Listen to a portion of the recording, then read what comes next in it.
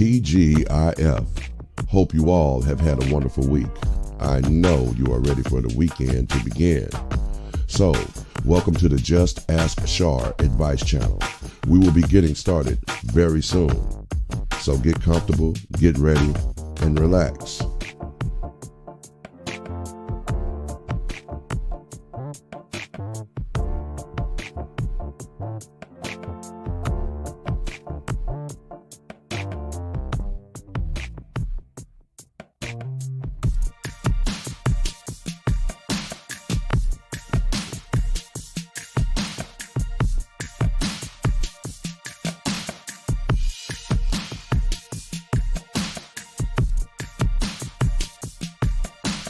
We sincerely thank you all for your support.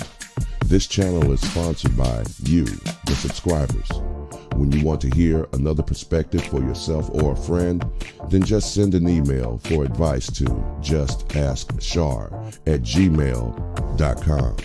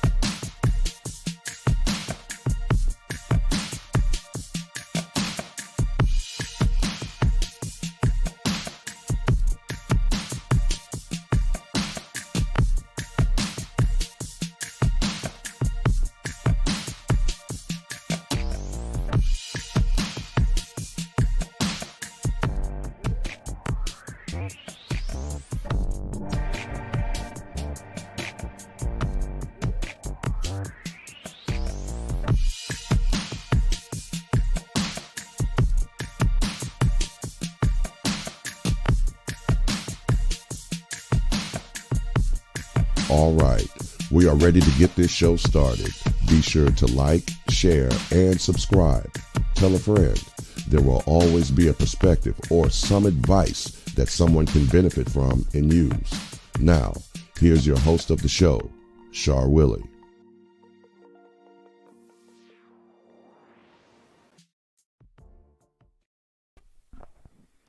All right. TGIF, everyone. What's happening? What's going on? How are you doing out there? Did you have a good week? Weather's pretty good.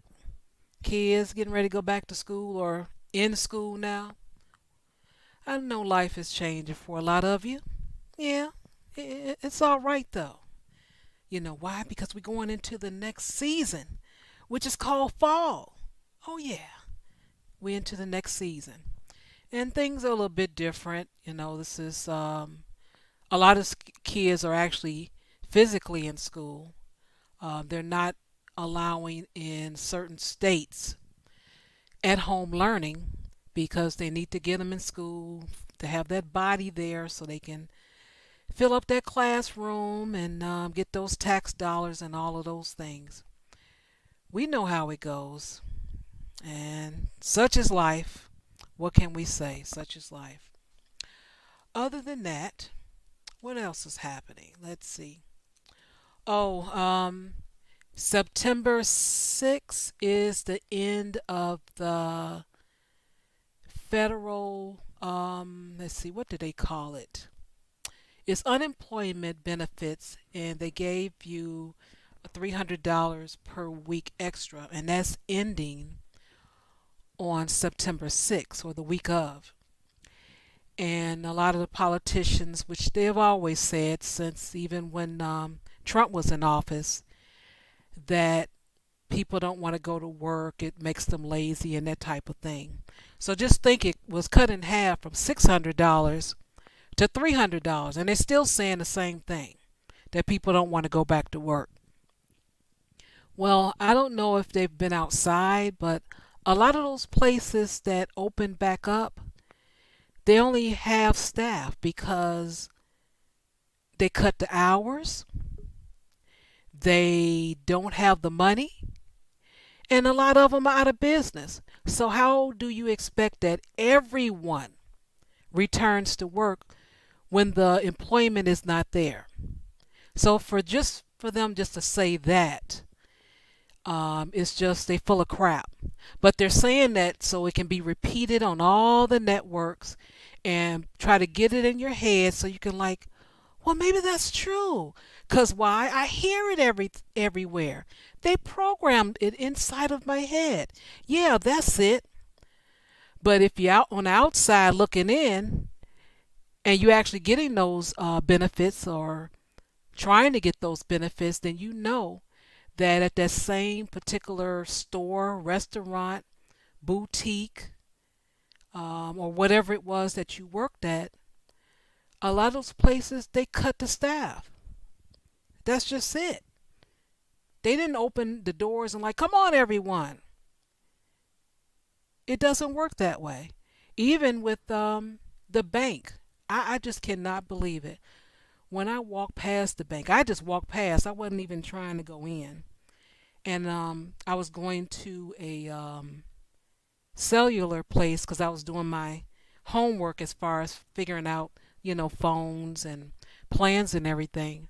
And I walked past the bank and saw a sign that the hours had changed, and the hours were 9 to 5.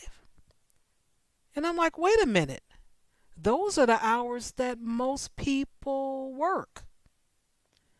So you just think about it. 5 o'clock. I'm like, I remember when I was a little girl and I used to get in the car with my mom and dad and we used to go to the bank and get up in the drive through and you put this little thing in this machine and it goes over your head and it shoots on over to the teller. At that time, stuff was closing at 5 o'clock. That's why my dad had to wait until Saturday. So these hours they've cut it down to is Saturday. I mean, 9 to 5. They went back to the 70s and the 80s. Well, yeah. And I'm like, what is going on? So that's why I'm like, these folks are full of it. They're just full of it. While they're drinking their bottled water and get there late in their air conditioning ride and they work a day or two per week and then they're on vacation another month. I'm like, so what are they talking about? Hey, let's switch places and see if you feel that same way when that rent come in and those prices, because all the prices have increased in the grocery store on every place. Everything is 50 cents more, 75 cents more. Everything has increased. And you're complaining about $300? Get out of here. Please, get out of here. And just think, this is one time. Because they was really crying with the $600. But just think, they're complaining. This is one time that they had to do this in their lifetime. Not only their lifetime, but in their probably since they were in office that they had to vote for this. And they just having a hissy fit. But anyway, that's my rant. Ugh. Well, without further ado, you all know what to do. It is time to greet the Jamaican Canadian girl. Classic Ruby, everybody. Classic Ruby. Hello, I'm sorry. I was over in Facebook posting, sharing the stream. And Thank I'm like, you. oh no, wait, there's no music on Fridays. Oh no, I gotta get back, right? Then I get back, and then I'm in the part where you can read the chat room, Uh-huh. not in the part where I can unmute myself. I'm like, you know what? Listen, I clearly did not plan well for this jumping back and forth thing. But how you doing this evening, Shar? I am doing well. I must say that for everything that I plan to do tonight, I realize that I need an upgrade. I'm like that Mm, Beyonce song, upgrade you. I need an mm, upgrade. I need a mixer. I need all that kind of stuff because mm. having a cell phone over here and a speaker over there and another laptop over here, that's not going to always work. My Ooh, fingers are child, no. busy. Mm-hmm. Yeah, but that's all I got, so I'm going to have to work with what I have right now. Oh, girl, see, this is where, you know what? Listen, crowdfunding, right, is the way where it's at. I mean, come on, a whole woman raised like $200,000 off of three kids that weren't hers to pay $2,000 worth of rent, right? So I feel like if she could do that, you could raise some legitimate money, right, for a legitimate piece of equipment. I see people do that all the time. Y'all, listen, if any one of y'all out here has done that crowdfunding thing, okay, and you know how we could get that started so we could get Shar a soundboard because y'all don't understand how hilarious Shar will be when she has a soundboard because she's ignorant. Okay, don't let her like nice demeanor fool you, y'all. She is ignorant. She comes up with some hilarious things. You're like, what? Where did you? And you're just dying. So listen, y'all, let us know. Okay, you can email Shar or me, and you let us know how we get that popping, and we're gonna do it. We're gonna get Shar a soundboard. Mm-hmm. That's right. Oh, that would be lovely because I'm telling you, I do need it. Trying to put all this together. You just don't know how long it's taken me to prepare, and I still don't feel prepared.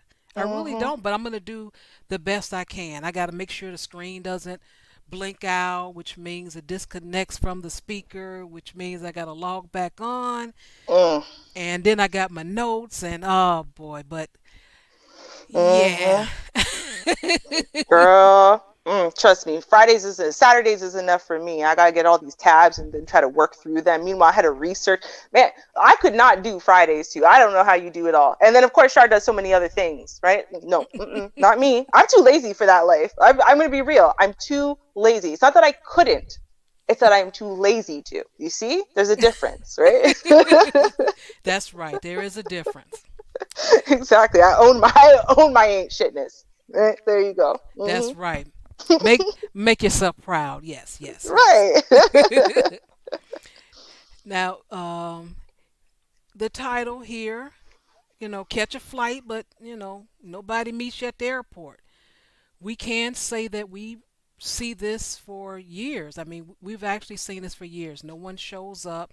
They tell you what they gonna do, what they can do, and it Mm-hmm. just doesn't happen. At least not among the men. Mm-mm. I will say that. So, I'm gonna play a little plane ticket for you, and just for a few seconds, and see, get you warmed up, y'all. Get you warmed up. Mm. Mm. Okay.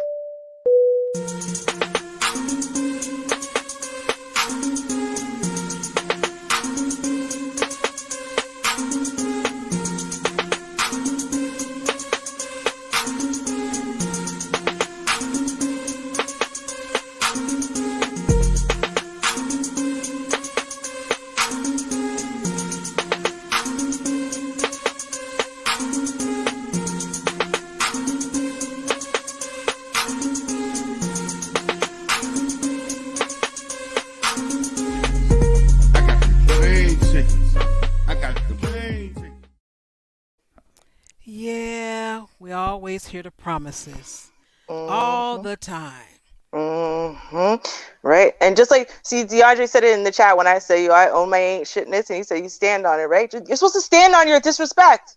Stand on your disrespect. Okay. You tell someone to catch a flight. Okay. You tell someone you ready to slap them, backhand them, show up. Here's my stand on your disrespect. That's all I expect. I don't expect you to win. I just expect you to stand on your disrespect. That's it. I don't feel like Yeah, that's a hard thing to do. not at all. Now GMT had something to say about it. What Mm. you have to say about it, GMT? You done fucked with the wrong nigga. Ooh. Oh, well, Mm. yeah, and yeah. So, Yeah. Yeah. That sounds about right. That sums it up. yeah, yeah. You can say this and say that, but you can't be messing with everybody. You just can't be. Hey. Nope. Mm-mm. Do your research before you want to run your mouth and not stand on the disrespect. You know what I mean? Like, at least be a smart punk, right? Like, if you know you ain't shit and you know you're a punk, at least be smart. Research first, right? You pick the 98-pound weakling who has backed out of every fight of his life, right? Pick that person. Like, do some research first. Don't be a stupid punk. That's like the worst kind of punk to be. Yeah, they don't know. They didn't know. But Poor thing. I found the where it all began.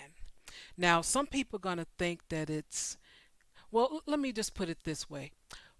We have the lady ears or women ears, Mm-hmm. and we hear a little bit differently than the men. And I heard something. I'm like, oh, I know where this all came from.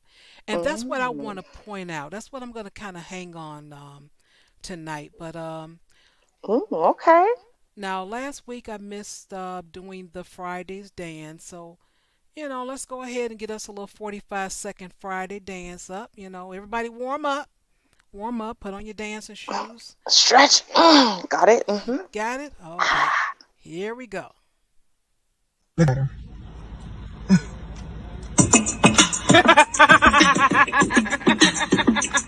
We gon' talk this thing over. Duval in the motherfucking hat. Come on, come on. You a baby, you a baby. You a baby, you a baby. You a baby, you a baby. I'm living my best life. I'm living my best life. Ain't going back and forth with you. I'm living my best life. Ain't going back and forth with you. I'm living my best life. Ain't going back and forth with you.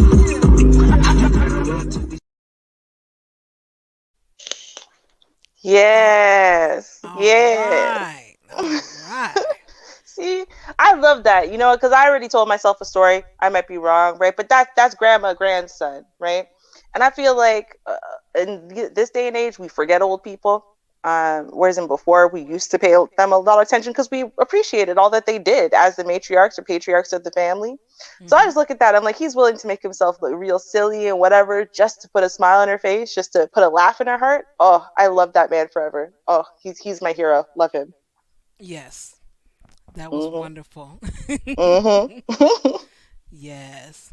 All right. Let's see. Well, we got to get with the screen sharing. That's where it always begin. And Mhm. we're going to break it on down for you good people. All And right. let's see. Where's my screen here? And we're going to go where it all began. Once upon Okay. a time, about what, shoot. YouTube's time is much different than the life of just living every day. So what? Let me see. It might Truth. it might have been 2 weeks ago, but just feel like a month. To me, it feels like it's been a month where all this started. Maybe not. I don't know, but It's been a busy few weeks. I'll give you that. It's been jam packed, yeah, crazy in these streets. yeah. Well, this is where it all started. All started, and it was all simple, and all the guys did was went to the podcast. They was invited. Now, how everything was exchanged, I don't know. But I know this is where it all began. Now they were on there, minding their own business, having a conversation, and it got out of hand. Let's see here. Let me see. 8 seconds. Let me Professionally. get And they were there. saying why they didn't want it to be legalized. And so they asked Mean Preacher's thoughts. And this is what happened. Picture this though, right? We're dealing with these girls behind the scenes in person, right? How they look at these guys that are paying is different from what they're telling you in person because they look at you as, okay, he's paying a need that I have, but I don't respect him. And for me, I don't want a bitch's pussy. I want her soul. You ain't getting nobody's soul. The fuck You think you are Ghostbusters? This man said her soul. Look at your face right now. You're looking at the camera like, what is he talking about? I don't know where the whole souls comment came I was from. like, "This, you want a soul?" That's corny. Okay. Now they clearly said they don't know where they came from. Mm-hmm. But my ears, my woman ears know exactly where they came from. Oh. Those guys, and especially the one that was speaking, has never been loved, have never been chosen. They Mm-hmm. always had to give something up. They Mm. always had to barter. They always had to pay. They had to Mm-hmm. always reach in their wallet. So that's why he said, I want her soul. What he actually was saying, I want to be picked. Pick me. Pick me. I want to Mm. be loved. I want to be loved. Mm-hmm.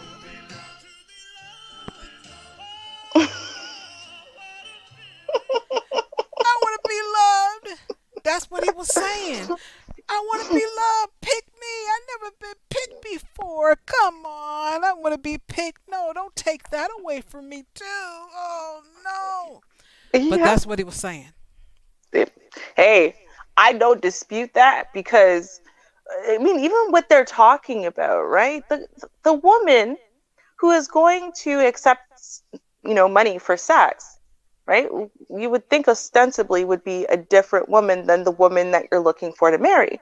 But it seems like to them, there is no difference. Just any woman at all that picks them would be acceptable. Just please pick them, right? So it's like they're considering all women. It doesn't matter. Just if you would just only pick me, just anybody, please, please, please. Right? Because I don't understand how else that makes any sense in the context of this conversation. It's weird. It was really, come on, come on. I want her soul. But Yeah. what? What? With your one night stand? You want your one night stand's soul? Okay. Which makes no sense. And that's why I said as soon as I heard that my women ears went dee dee dee dee dee dee dee dee dee dee, radar went off. I'm like, oh, poor thing. Mm-hmm. You want to be chosen. You want to be loved. Okay, I Mm-hmm. understand. And I do understand. Everyone wants to be loved. Everyone. You think about a doggy, a little doggy. He comes, he looks at you, look up at you, wags his tail. And if you Mm-hmm. kick at him, he going to move on and go like, oh, well, ain't no love over here. He going to go somewhere else. Mm. Mm. True. I was thinking too when I heard this, Shar. You're convincing me. When I heard this, right? I mean, after getting over the whole strangeness of it all, I thought about how many men I have heard describe a woman as sucking the soul, literally, right out of them. Right? Just normally drinking an oral sex type thing. The point is, right? Then I thought about it. Hmm. I'm like, I've heard men say this soul thing in regards to themselves a lot, right? And so then I thought about it, and I'm like, well, this is just illustrating they don't understand that women and men think differently and function differently for different reasons, right? Like when a man says that, right, it's kind of like when men who fall instantly in love and then they have sex with a woman, that's it, they've lost their whole minds now for this woman, right? They think that women function exactly the same as men because they don't understand that men and women are different, right? So that's where Hmm. I started with this, was just like, oh, you're just taking things that you have either said or experienced yourself with some random girl gave you head and that was it. You were like in love with her and stalking her. She had to call the police on you to stop stalking her because like, bro, it was just a blowjob, right? But then now that Hmm. you're saying that, I'm like, yeah, yeah, maybe it's Yeah. a little bit of both. I don't know. Oh, trust me. This dude never been chosen. Oh, he's never been chosen. And I'm going to play a little bit more before I go into the singing part. And it's only 45 seconds. I think you can endure. And I'm even going to put the words in the chat room so everyone can sing along. Oh, great. Yeah. Okay. Yes, I Yeah. think you could do it. Yeah. So let's see. All right. Let me play a little bit more here. Let me find the. Let me see. It is at 50. Let me see. Is it 1 minute and 19 seconds? Let's see. 119. Um, okay, let's try that. You know what's the best part? The live stream chat during that period, they were going crazy. I know. Yeah, they were just going, Cap, that's a lie. I'm sorry, okay? I don't care who it is. I don't care what. If you're out there and you've been with enough people, eventually you're going to have people who are talking shit about you behind your back. Oh, his dick was... Even if it's not true, it doesn't matter. You think all your exes are saying wonderful things about you? You think everybody you went on a date with is saying wonderful things about you? No. Bruh.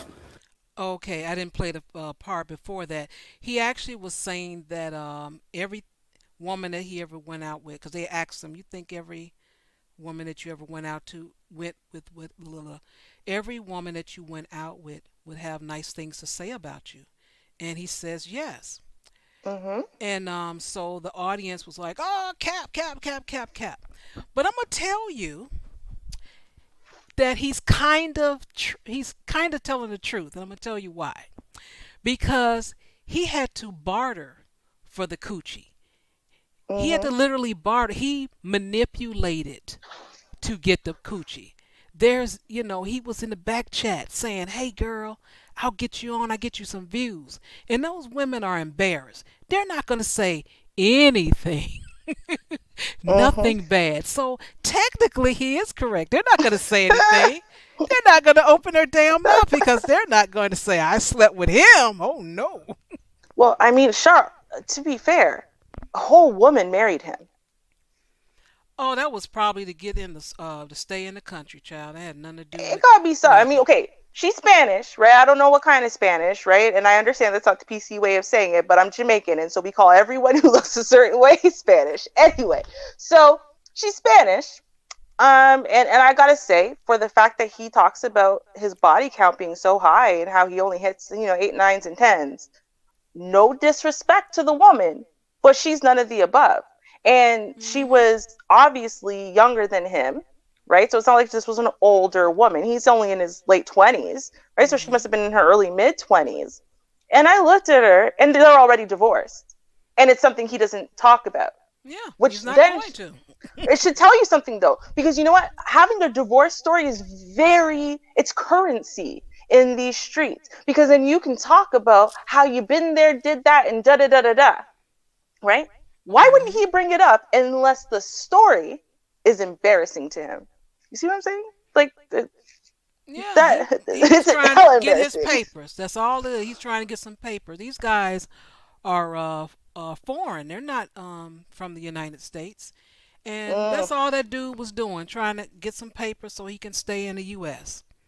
I think it might have been the other way around. I'm not even going to lie, Char, because this girl, she moved away from him. She dropped him like a hot tamale. So I think it's more embarrassing than that. I think he fell all the way in love. Okay? He thought he had found the love of his life, and she just played him hard. He probably did come with some money. What a lot of people don't know is that the majority of people who are coming over from other countries are in the top 10% as far as earning, or they're from families that are more wealthy within their place. So he probably did come from some kind of money that sent him here, right? And so now, and she just siphoned that, right? Because he is a simp. It's very obvious he's a simp. I don't use that word lightly or often. He is a simp, though. It's very obvious in everything he does. All of his gets everything. And she just siphoned all of that money. And when he dried up, she went, all right, deuces. I have my $500K. I'm good. No, don't worry. I'm not going to take anything from you in the divorce. There's nothing to take. I already have it all. But thank you. Have a good life. And that was it. That's what I think happened. I'm going to be real. Yeah. Yeah, and goes back to it was also transactional. And he's tired of the transactional. He's like, no, I got something I can manipulate a woman for the poom poom. I want to do that. I don't want to have to pay any more U.S. dollars. I don't want to pay that anymore. Good luck. I'm just saying. That's what my woman ears heard. I'm just saying. Let me play a little bit more here. 2:35. This is about paying with time. Okay. Time. Did you pay for dinner? Beta! And the killer thing is whether they're paying with money or you're paying with your time, everyone's paying for sex. Yeah. Everyone pays for it. You pay with your time and attention. That 2-3 hours that you put into that date, most people put about 5 hours minimum, especially if you're sleeping together. entertain her? Minimum, Yeah. right? That's time you could have put into work, putting out 1 or 2 podcasts. You're paying. Everyone pays. We all Everyone pays. It is what it is. Everyone. Everyone. I had, let me see. So when me and this guy we were living together, okay, 8 hours he's sleeping. The other 8 hours he's at work. There's what 8 hours left. So 3 of those hours were transportation. Hmm. There's 5 hours left. He came home. Okay, got to eat. Got on the couch. Hmm. In the right hand was the remote control. In his left hand, he was holding his balls while he watched the game. He was relaxed. He was enjoying himself. Then it was time to go to bed. He went to bed. Now, let's say I wasn't in his life. You know what would have? Oh, I got to get done. I'm gonna get. I'm gonna get you. You hold that. You just hold that comment. But Mm. the so let's say I wasn't in his life, and he okay. So he got what 5 hours left. Those 5 hours, he gonna take some time to call a girl, try to meet a girl. If he's getting to know the girl or whatever, now he's got to travel to her house, or she travels to his house. Then Hmm. there's food, whether he cooks it or she cooks it. Somebody got to pay for it. Hmm. It ain't all if you go to her house, she may say, "Well, bring the drink," and we all want a little drinky drink. You bring the drink, I got the food, or vice versa. So you're going to pay with your time. You Right. got to fix the food. You're going to eat the food. You're going to do the bang bang, wiggity wang wang. After you finish that, you're going to clean up, and then you're going to go home.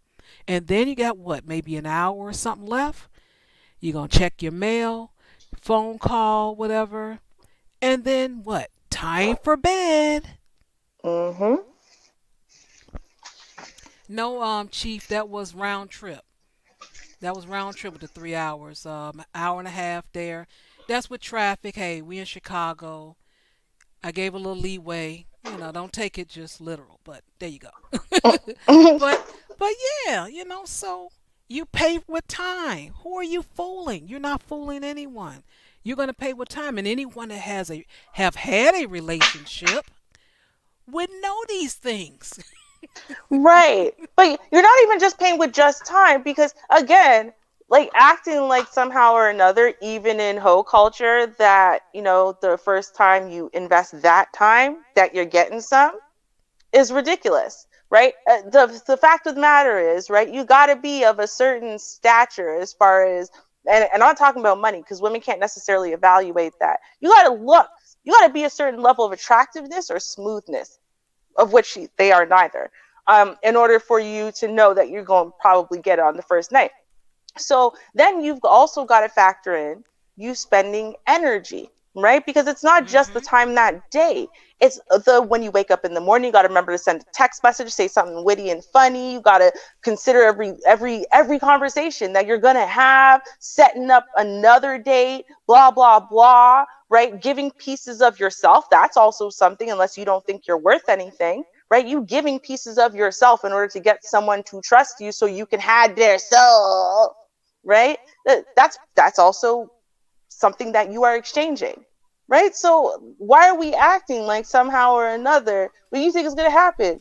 You just walk down the street and a girl goes, "Oh, you have my soul," and just spreads her legs right there, and you're good, like you're in like Flynn. That doesn't happen for anybody. Okay, even rap stars got to do a little something. They got to put it on the concert first or something, give them a couple shots. You know what I mean? Like, where do they do this magical? I put in no energy, effort, or time.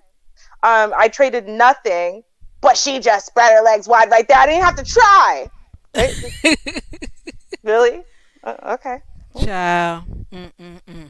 Mm-hmm. Let me let's see. I'm gonna play this next one and then I'll move on. Let's see here. Some of them blocked you. But so we came up with a couple of reasons. Some of the bigger ones was the girl's not going to respect you on the same level. You're not going to get that genuine desire bedroom fun. You're going to get that transactional fun, which for some guys that's good enough. Number two, she ain't going to respect you. Nigga, people go on your show and disrespect you for free. Facts. I love that face. But he tried. So I threw him in there. That's going to be into this. So I threw him in there just to show you that he was along with it too. He hasn't been chosen either. He hasn't been. Trust me, he hasn't been. He's been paying as well. He's literally been paying. Literally. If you look at him, I'm telling you, I swear that was the guy that made my Subway sandwich last year. I'm telling you, I think that was him. I think that was the guy at the counter. I think that was him. Okay, well, I will say this, right? We have proof and evidence that at some point, as late as I believe it was 2020, he was working for Homeland Security. So he was a federal agent. Okay. Mm-hmm, yeah. Right. So, and then he was not a federal agent anymore, and he claims it's because they said, "Hey, the show's getting a lot of attention, so you need to step back from the show if you still want to be a federal agent." And he picked YouTube instead of being a federal agent. Heck yeah, he able to get him some coochie. The barter, that man was able to barter for some coochie. Finally, he was happy. He was excited. Like, y'all must be crazy. You know how much testosterone I got? Oh, I'm banging all these girls. And no. See ya. Wouldn't want to be ya. He gave it up. Well, yeah. I mean, see, the thing is, though, is he's saying, right, that he gave it up before they had the rotation of girls coming through the show. Because they only had the rotation of girls coming through the show early this year, and he's saying he gave it up last year. So I don't know. It was the beginning. No, he was doing some stuff. It was the beginning. He was doing some stuff. They were well. Okay, look, everybody said that until Allende came through, whether they want to admit, oh, we did that one show that we had 2 girls. Like, oh, okay. So until Allende came through, right? They didn't have girls on the show like that. Because they didn't know how to source them, because they have no game, right? They have no female connections. They have no previous hookups, right? They have nothing. He's the guy, both of them, that when they slide into your DMs and say, hey, I have a show and I can get you clout, you look and you laugh and you move on because you assume like, yo, this is just some clown, right? Like there's no way you have a show, right? Like you just wouldn't even believe them. So I don't know. I feel like there's something extra there. I couldn't say, right? I'm just saying. I feel like there's another reason. And that's why he latched on to the show so hard, actually. I think he was already not employed. With Homeland Security when he started the show. And that's why he's so emotional about the show. Because he literally has nothing but the show, right? Like that's it now. That is true as well. You're right about that. That's what I'm thinking. But emotional, yes, that he has. He's very extremely emotional.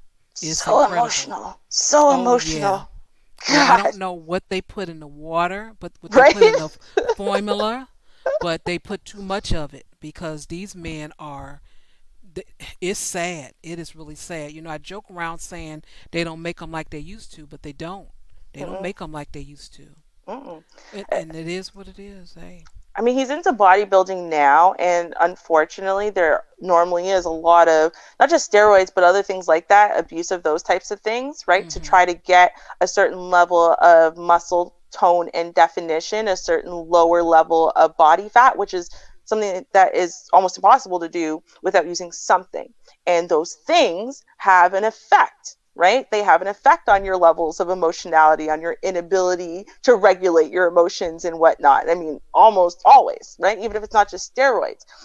Most of the people that are on YouTube, you see a lot of muscle definition and stuff like that, and fitness guys, a lot of them were pretending they were natural, and then they all got caught one way or the other, right? As not being natural. So there's a good possibility, I would say, that he might be into stuff like that. Because when you look at pictures of him from a little bit earlier, he didn't really have any muscle tone. But he's got to get fit quick because that's his new person, his new persona, right? He's got to be the fit one, so he's got to pretend like he's always looked like that. And how do you get from nothing to super muscular really, really, really quickly? No, you don't just lift a lot of weights. Exactly. Just saying. So maybe that's why he's hyper emotional. Maybe it really isn't his fault. Maybe he's just twitchy and strange and weird and obsessive and emotional because he's on something, right? Like one of these things to make you get muscle. I don't know.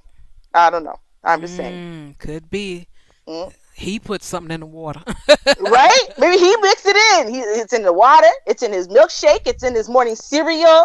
Right? It's everywhere. He's trying to bulk up quick. Okay?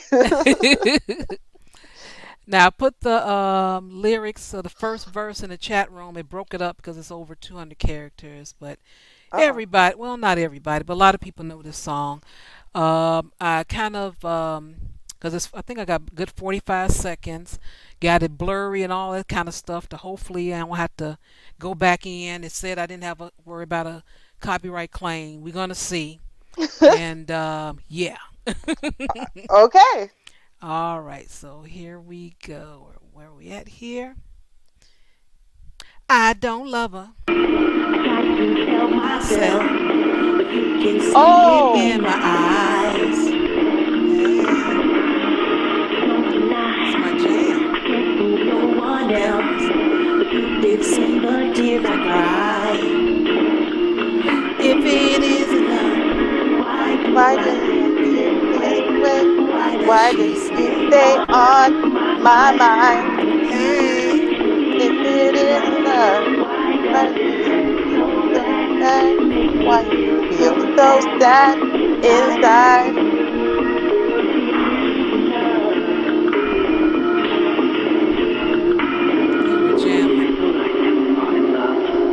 But now I know better. No, you don't know any better because love is love.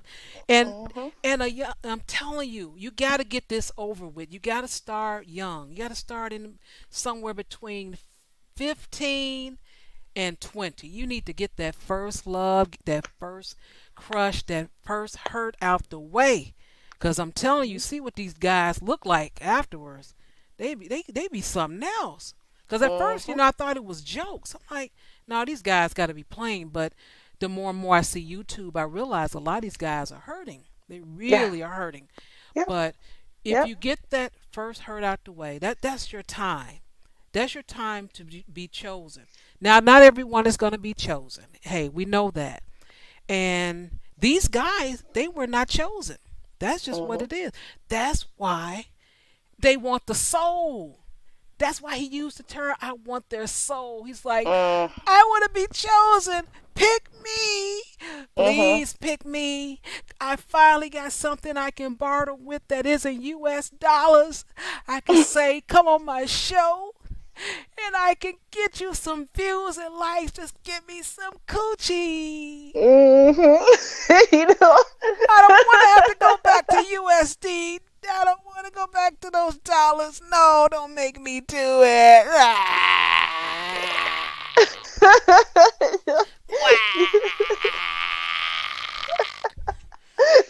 You know what? Here's the thing, right?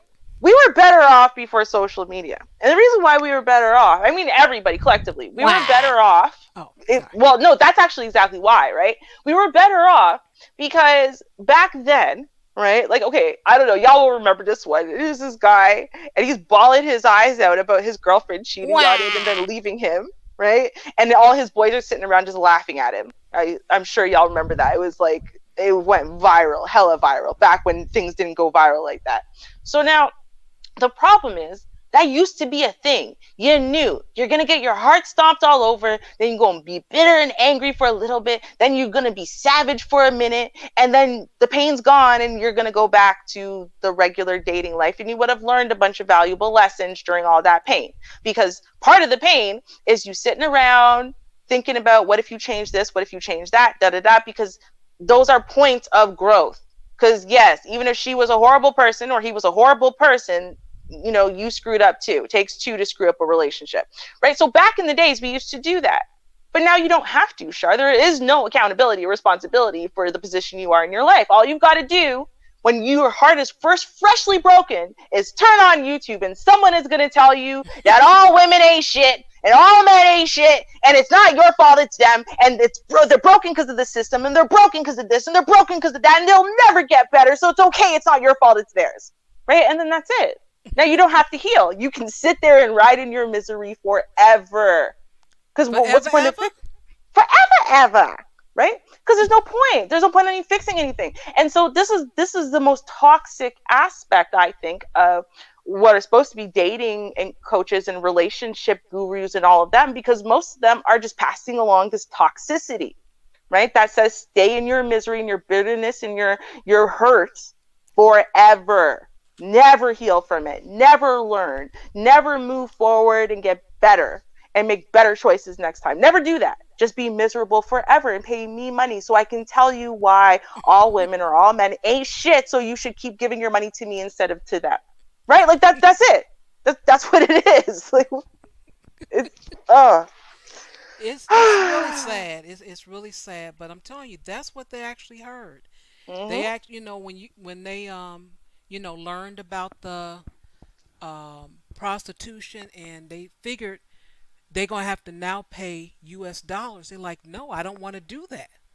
And even though Abba and Preach had no idea what they were saying really crushed them, because, we really don't know every one's situation. Mm-hmm. But they actually told off on themselves because they're so sensitive. And they didn't hear just transaction. I mean, they heard it, but they also heard, from En Vogue. Mm-hmm. That's what they heard. Mm-hmm. If I could play it. Mm-hmm. They won't play. Sing it, girls. Come on, girls, sing it.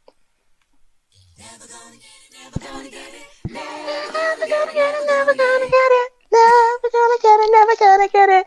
Never gonna get it. Whoa, oh. But and that's like them crying. Whoa. That's what they heard.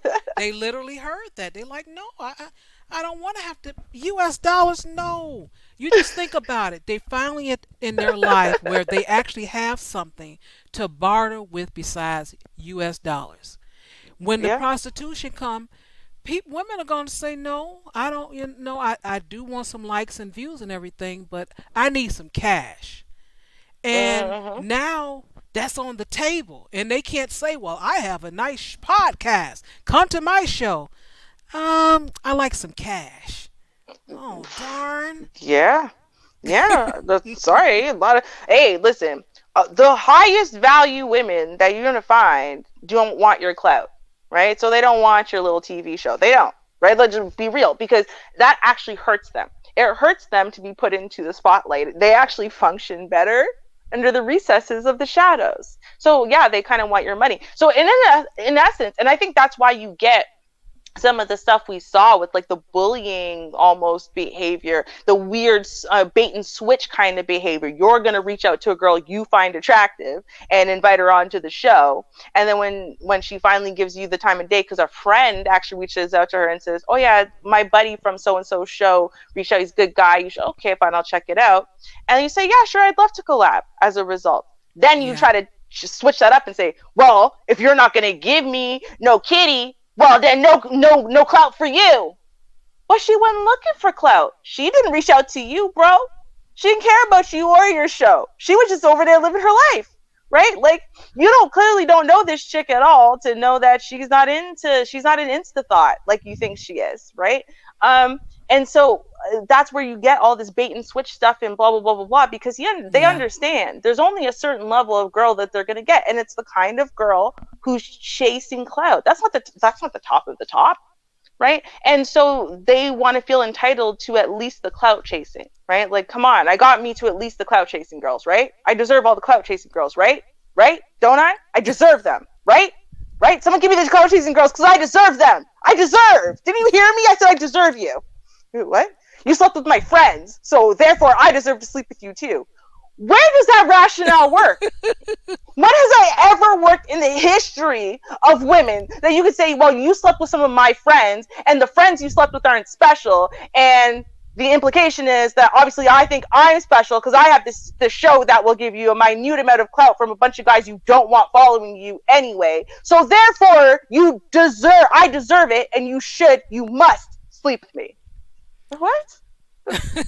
So much. I'll put a pin in there and welcome to the stage, Big J Triple X. How are you? Oh, hey, Big J. What's going on, Ruby, and what's going on, Charlie? Hi. Here's the thing. What Ruby just said reminds me of a song back in the '90s by TLC. Stop chasing waterfalls. You need to stick to the rivers and lakes that you used to. Mm-hmm. And what happened to Ann Quinn? And I actually predicted this I actually predicted this years ago. It's going to take a white woman to bring down the black manosphere. And I've been saying that for a very long time. It's going to take white women to do something that's going to be destructive. Because the thing was, old boy was trying to spec sex out of Quinn when she was not really into that. And besides, and let's just be honest, Quinn doesn't need the clout because she has her own channel, and her business is the YouTube channel because she does the aerobics and the punching bags and all that stuff. The workout videos and workout routines. She makes money off of that. So maybe he was clout chasing for that. Yeah, no. He was the one. He was the one trying to clout chase off of her, and try and say, well, I'm the dude who has sex with Quinn. And Quinn is an attractive woman, so he thought though if he would bagged her, that would give him more points among the men. So and that's part of the reason why O'Shea panicked. O'Shea panicked and said he had to kick him out of the black manosphere. He panicked because he saw what was going to happen. The white girl was going to destroy him, and she's in the process of doing it. So, and it's worse than that actually because it's worse. It's worse than what's being advertised. Yeah. No, what I'm saying, the reason why it's worse than just the white woman is because the white manosphere kicked them out months ago and have been dragging them for months. So if the black manosphere now upholds them after these allegations with the white woman and then the other woman who's pregnant and then this third woman over here, right? And the black manosphere upholds, well then what is that going to do? It's going to say, even the white manosphere thinks that this guy's a creep. So what kind of, see what black men are about? See what black men tolerate? You see what black men are encouraging, right? So that is a very scary, when you are comparing now, you've got two sides of the manosphere. And one side of the manosphere threw these guys out and have been calling these guys women haters from time, right? And they've been mostly being dismissed because, these channels are smaller than theirs or whatever, right? So they've been being ignored. But, even though these are long-standing big names in the white manosphere. So if the black manosphere, the biggest names, don't separate themselves, right? If they don't turn around and say, nope, we don't co-sign what he did. We don't hate women. We don't this, we don't that. If they don't sit there and say it loud, it's not gonna be good. It's not gonna be good. And the white woman, isn't she the president or CEO of YouTube? No, I mean, she used to be. I think a lady. No. The woman who you're referring to is a Polish American woman. Her name is. I actually subscribe to her own YouTube channel. I forgot the name of it, but yeah, she is the CEO of the president of YouTube herself. So I mean, anyway, but that's why I see a lot of people panicking. And I also saw 21 convention, the demo white boys over there at 21 convention. They're looking at Fresh and Fit sideways too after what went down recently. So no, they were looking at them sideways for the last minimum. I know that. When I mean recently, I mean since last year. When I say recently, I mean since the past 12 months. I mean they've been looking at them sideways. Yeah, they've been calling them out like hardcore. Like John Anthony Lifestyles, basically, they stole his entire program, and he has proof. It's not just that, it kind of relates. They actually have proof that he did it. because first he was trying to get Myron was trying to get John Anthony to coach him, but for like $500 instead of 1,000. You're trying to go to the camp for $500 instead of 4,000. You guys like, sorry, bro. He's like, listen, I'm intermediate. I'm at an intermediate level. I'm not quite as high as you are. I bag 4 to 8s, and I slept with 123 girls or whatever it is, right? And he's like, yeah, I just want to get a little bit better. So I'd like the chance to even hang out with you for a night to observe you and blah blah blah. So this didn't happen, and then he started acting really weird, and John Anthony cut him off and was like, yo, listen, you move in a really strange, paranoid, kind of demandy way. Like, I'm supposed to leave the girl I'm about to get, some head from to take a phone call from you because you want to talk to me? Who the hell are you? Right? And so that's what cut them off over there. And then come to find out, they sent like a spy over, right, to sign up and steal the whole program. And then that's the program they started selling. And then all of a sudden, when you listen to Fresh, aka Walter Weeks, you listen to his whole life as far as what he says he's about, how many women he slept with, blah, blah, blah. He's just using John Anthony's story. Like, his story has changed dramatically over time to basically be John Anthony, even though he doesn't have John Anthony's personality. He doesn't have any game at all when he talks to women. Like, it is the saddest shit I have ever seen in my life. Like, wow. Cerulean. Greetings, Steve Nobles. What is going on? Big J, long time. Long time at Cerulean. Long time. It's interesting. Speaking of theft, there's all kind of thefts and faking it until you make it.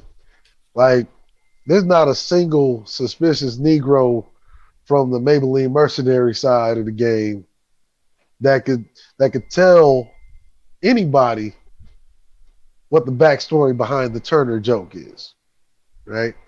Mm-hmm. But yet, suspicious Negro number 3, right, still uses that Turner joke.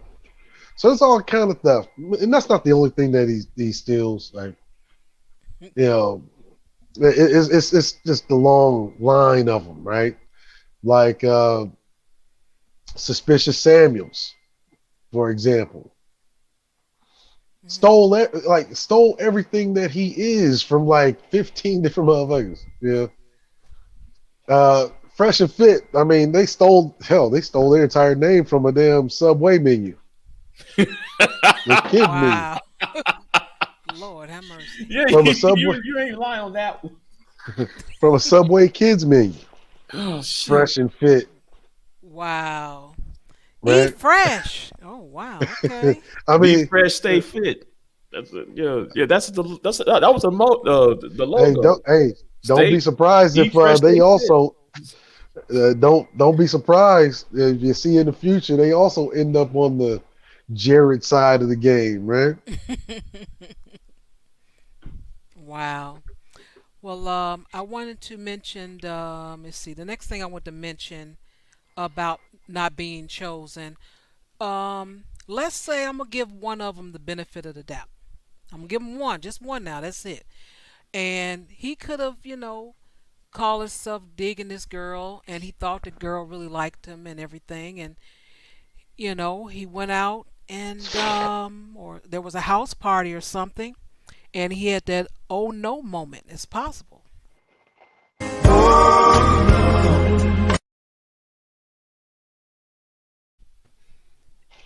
And he just ain't been the same. That could happen too. You never know. But you got to get that stuff done.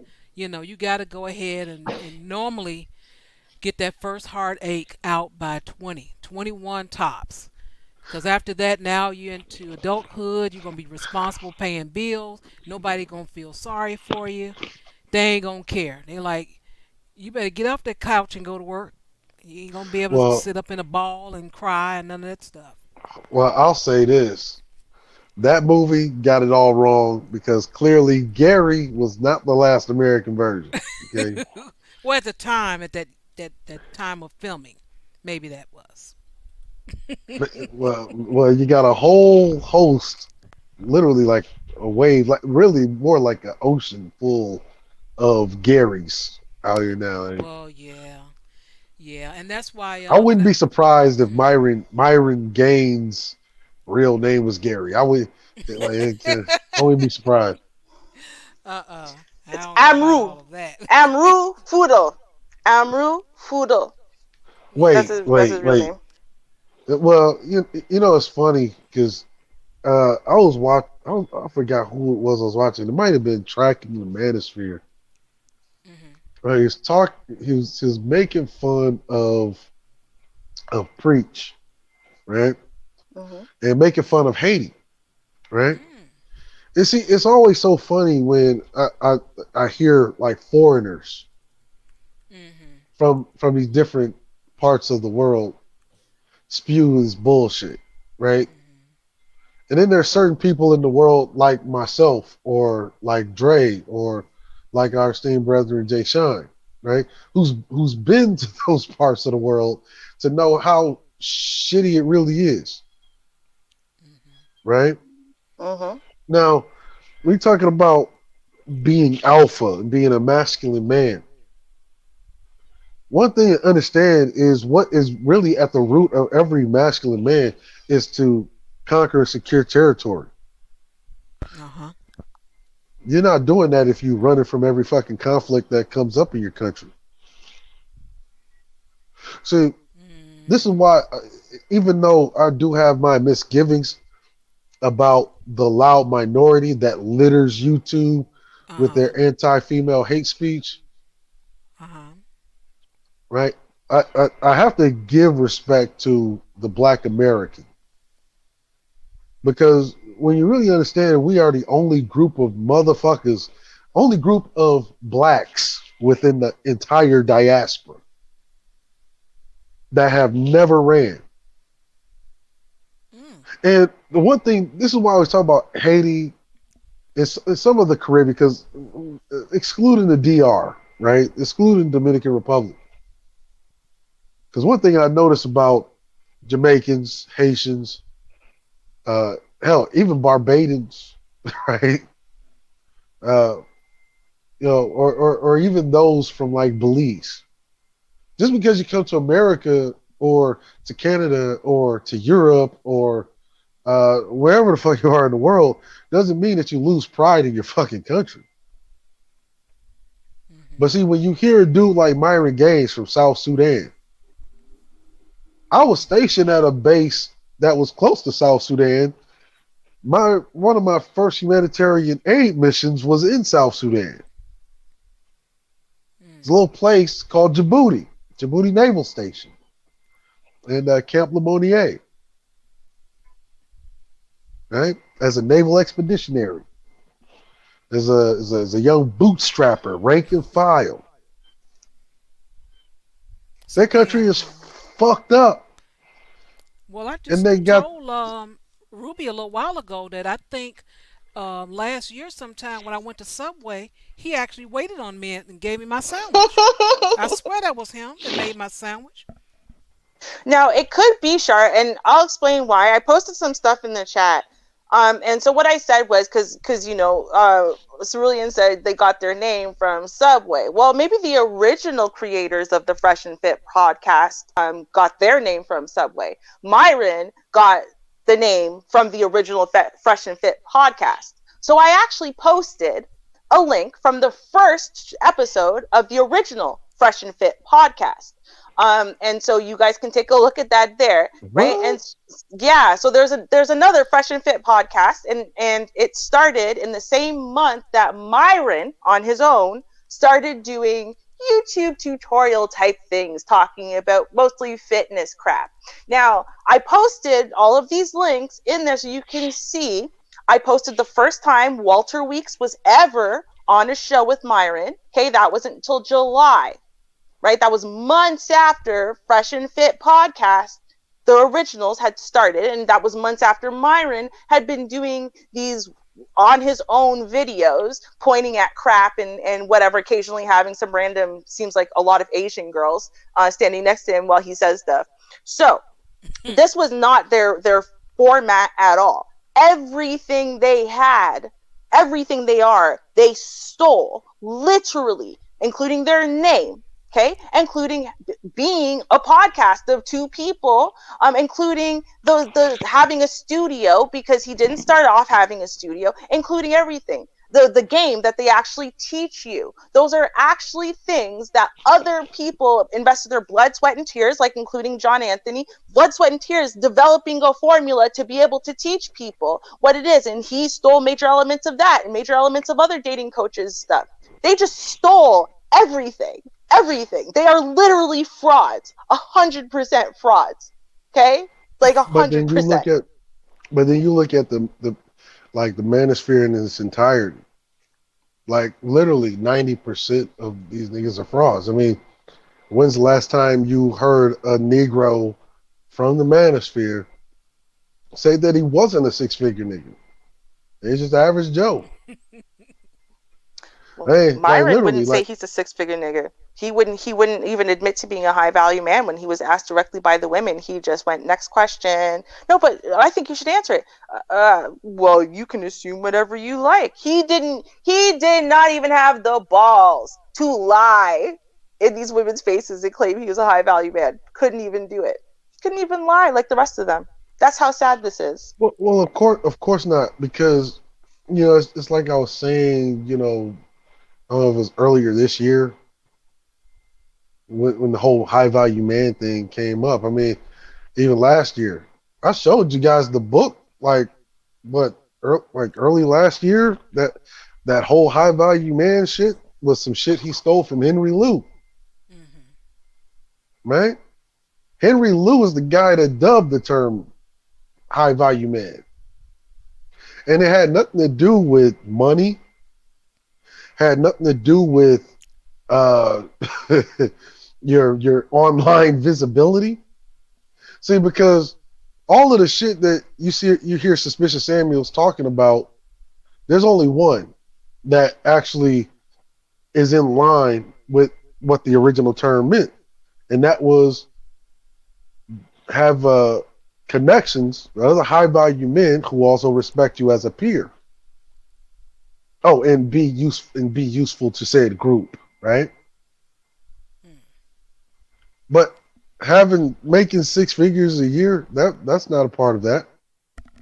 See, because when you really look at it, look at the highest value men that literally shaped, molded, guided society to certain critical points that literally made change or change the trajectory of the entirety of society. None of those men were six-figure men. Well, like if you notice, hell, word on the street. John F. Kennedy wasn't a six-figure nigga. Hell, when he took the seat of the presidency, he became a six-figure guy, right? Okay. Yeah. Bobby, like the Kennedy family, they come from a line of bootleggers. Okay, they didn't come from a line of rich guys. Well, see, on YouTube, you come here and that's what you become. So it doesn't matter. This is the world where you can exist and pretend to be six figures. See? But we look at the black side, right? Medgar Evers wasn't a six-figure nigga. Neither was Malcolm X. Neither was Martin Luther King. John Henry Clark, he wasn't. Dr. Yosef Ben Yakin, none. Dr. Neely Fuller Jr., not a six-figure guy. But yet, I mean, Dr. Frances Cress Wilson, not a six-figure woman. But yet changed the way that black people look at society. That's what we need more of. Martin Robert Delaney, who is the father, literally you say the real godfather, who gave us black nationalism. He wasn't a six-figure guy. Neither was Frederick Douglass. Right? Neither was George Washington Carver. I mean, the list goes on. Yeah. But Carter these G. people Woodson. had character and they actually did something, not just a lot of talking. So, like I said, you can trade in the YouTube world, be six figures, do talking and do nothing, or actually do something in the world seriously. But I'm gonna One move one on from that though. one of my Smooth. favorite heroes, Char, was a sailor from World War II. His name is Dory Miller. There's not a country in which America stands where there's a naval base or army base or something That where I sounds won't find familiar. Dory Miller's name. Right? He wasn't a six-figure guy. He was a rank and file line cook Mm-hmm. for a Navy cook, right? Who just happened to see the ship under attack, men Mm-hmm. on the top deck, right? Injured, hit, and he mans a 50 caliber machine gun, Mm-hmm. which, if you know about World War II, black men weren't allowed to man the guns back in World War II. Of course, yeah. And in fact, he came under a tremendous amount of scrutiny because the Navy, when they did an internal investigation, tried to literally figure out how he even knew how to load the gun and operate it. Yeah. And see, that's one of the reasons why it took so 40 some years posthumously for him to get his Congressional Medal of Honor. I hear you. So even after saving lives, right, Mm-hmm. turning the tide of a critical battle at Pearl Harbor, changed the trajectory of the war in And right still no love. Yeah. right. Mm-hmm. That is because we get our value from society. Society tells us what our value is. Right. I And don't that's care what I how said. I don't care how much pride and pompous and this shallow outer shell Mm-hmm. of what you say you deem your value is. No, we earn our value from what we contribute to society. And I what agree has with you. Suspicious Samuels really contributed to society? What has a Myron Gaines, right? Uh, Entertainment. those aren't contributions. I understand that, but that's the answer. Entertainment. Like getting convincing a large group of people online to follow you. That's not like, when does the bar become so low that YouTube views, Facebook likes, that's become the bar? Like, that's not even really a high bar. Jim Jones was able to convince 100 something people to drink, you know, Kool-Aid laced with cyanide. That's not really an achievement. Well, actually, I was gonna go into that one, and since you kind of mentioned convincing, I'll go ahead and go into it now. Um, they can convince men, young men at that, that if they do this mission, that they're gonna pass away, but they're gonna get a lot of versions in heaven, and they believe that. They're like, okay, and they'll do that. And what I'm talking about is the promise of vagina. I don't know what it is. Well, I if you would look want at it, if Char, I would it, guess if I'm on the earth, I want mine now. I don't want to do your mission uh, and uh, get a lot of them. Just give me one right now. Char, not Char, now you're blaspheming against the church now. See, Hey, Well, the thing is, though, is that when it comes to, I'm try to be as philosophical as possible. hmm It's like men, the idea is men are more, when it comes to romance and when it comes to sex, men are more idealistic in when it comes to romance and sex. Whereas, and I'm only going by their own logic now, and they see women as being more survivalistic when it comes to romance. So that's why in romance and sex, that's why though you're seeing a lot of these guys who are um, who being more bellicose in their analysis and how they view women. mm, If well, I could that's say because something to that, because first of all, I mean, these spaces drive me crazy because they speak about men or about women like they are monoliths, which of course they're not. And then they'll use things like, say, evolutionary psychology to shore up their points without understanding the depth and breadth of evolutionary psychology. So I'm going to say this, and I mean, almost any psychological perspective would tell you this, that your environment, your upbringing, is going to have a direct impact on who you are as an adult and what you prioritize. Okay. Now, from an evolutionary standpoint, if you were born and raised in scarcity and danger, then yeah, absolutely, those survival instincts, you're going to go down a life path that is going to make you think that you are constantly in danger, that life is not guaranteed, that you're probably going to die tomorrow. So therefore, you're basing everything on that. Whereas if you were born into safety and security and ease, you're going to have a completely different perspective about life and the things that you are going to prioritize.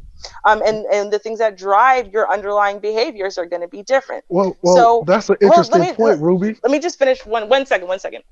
So to directly address what you said, right? When you say, well, women are survivalistic when they come to romance, well, hey, yeah, maybe if you were born and raised into scarcity and danger, and that's what's driving you, then yeah, everything you do, anyone, men or women who are born into scarcity and danger are going to function, and everything that drives them is going to be scarcity and danger, which is why men who were born and raised in scarcity, who then get money, don't think about wealth and future, because their brains aren't programmed for that, because they think they're going to die tomorrow. That's how they think, right? Whereas in the women who are born and raised into safety and security, no, they're not just on a survivalist tip as far as love and marriage and romance. And that's why they will leave very successful people who could provide them everything that they want. This is before, oh, you can get 50% of marriage and whatever. They would leave and they would go find love and happiness and support, even if it means they have to live in a smaller house and not have Prada bags. So,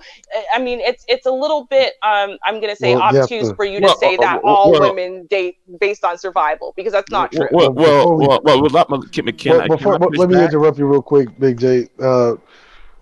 We have been joined by our esteemed Lady Vonda, the 1/3 of the. Hey, girl.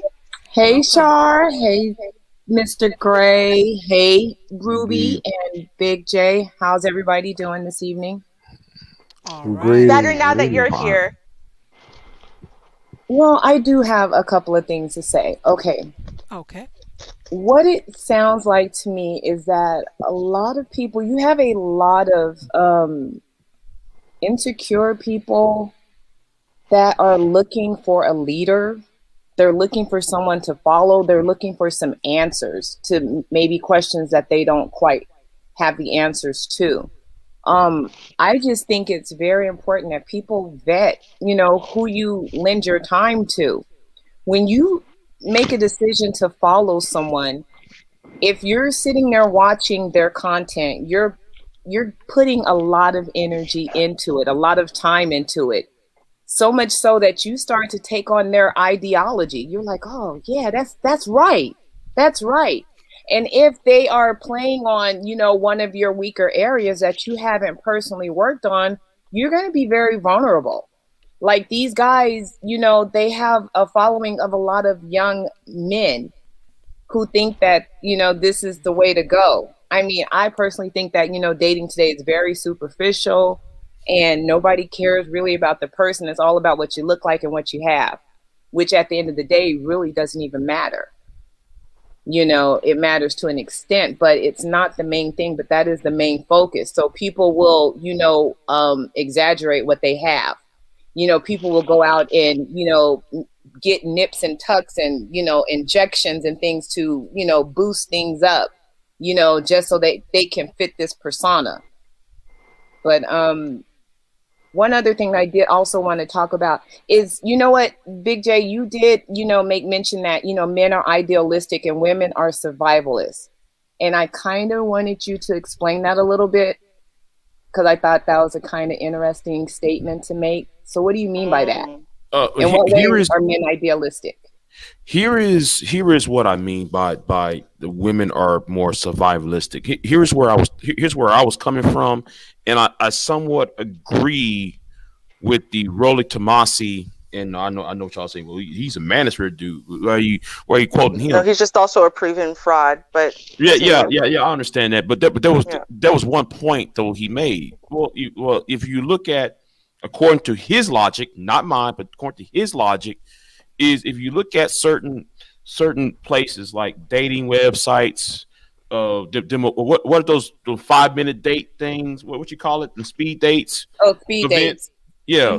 It usually women would gravitate towards guys or men who are over a certain height or a certain of a certain facial structure. So that's where I'm basing that off of. Well, actually, can I just and also there's that. I hate to quote Obsidian, but you also got that 80-20 rule shit that Sandman, Obsidian, and Turfing the Monkey and all them keep on quoting, but you got that out there too, and that's on these five at this point. Go ahead. The good old 80-20 rule. Yeah. Okay, man. Just Yeah, let's just gloss on over there because this whole we got an hour. I always find it. I always find it interesting when I keep hearing people use like Pareto principle and then try to inject that into the whole evolutionary psychology thing that Ruby was talking about, because she brought us something interesting, right? All your circumstances are based on the environment in which you live. Now, let's talk about this environment, right? I'm talking about 2,000 years ago, right? Europe is going through one of the worst levels of plague, starvation. They have virtually nearly hunted themselves into extinction. This becomes the impetus for conquest, which is why you had all of these warring European tribes forming up to create what you now know as the European nations, such as Macedonia, Greece, right? And then along came France, Spain, and then later England, right? Italy. And that's part of the reason why Charlemagne, every European can trace their lineage to Charlemagne. But there was one principle that they really gravitated to more than anybody else's, and that was Constantine's. Constantine said, you know what, this is going to be the rule of law. No women will ever have any rights. And it shall be so for 1,000 years, maybe even 2. The reason why he did that was because back during the time that they were going through some of the worst levels of starvation, right? Prenatal death, miscarries, right? Stillbirths, mothers dying during birth, right? It's because they didn't understand one key thing, right? There's you can't eat beyond your capacity to feed yourself. You can't populate beyond your capacity to feed yourself, which is exactly what Europe did. And what was causing the inbreeding? The causing of the inbreeding, well, if you have all of these women that are dying at birth, you're causing a sharp decline in the female population. Hence, in come the homosexuality thing. Well, if women are few and far between because they keep dying at birth, and women scared really because they're literally being raped. That's why the early suffragettes, fought so hard to, fight against, this thing called spousal rape. Why is that? Because it had been long ongoing for so long that you didn't really pay attention to it, because that was the rule of law that was imposed by the Roman Catholic Church back 2,000 years ago, and that's just the way it was going to be.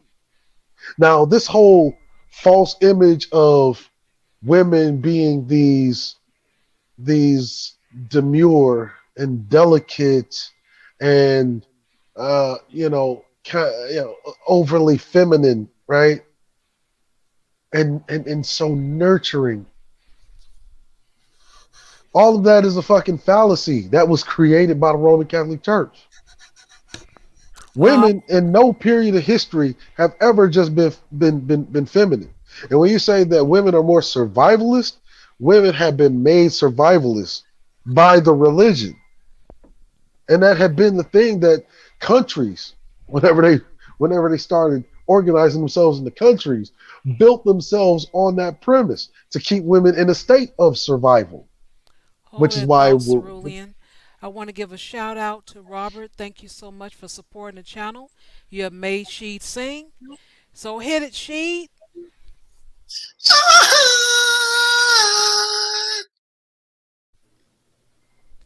Thank you so much.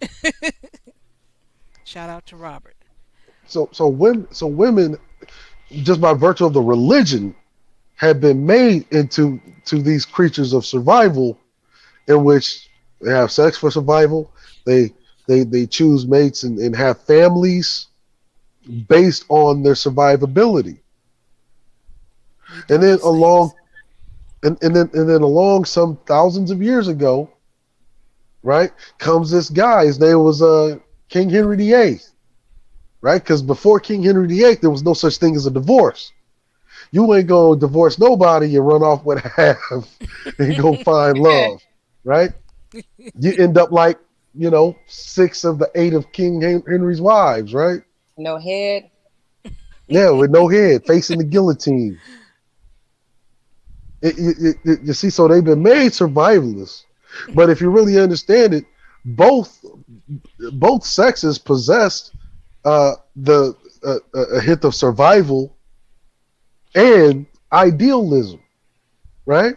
When women, even in the modern age, when women choose a mate, they choose based on ideals that are already, preconceived in their mind. This is my ideal mate. This is what I want. And then what oftentimes happens is that what they get falls completely short of what they actually want, right? And this causes tension. And how does it cause tension?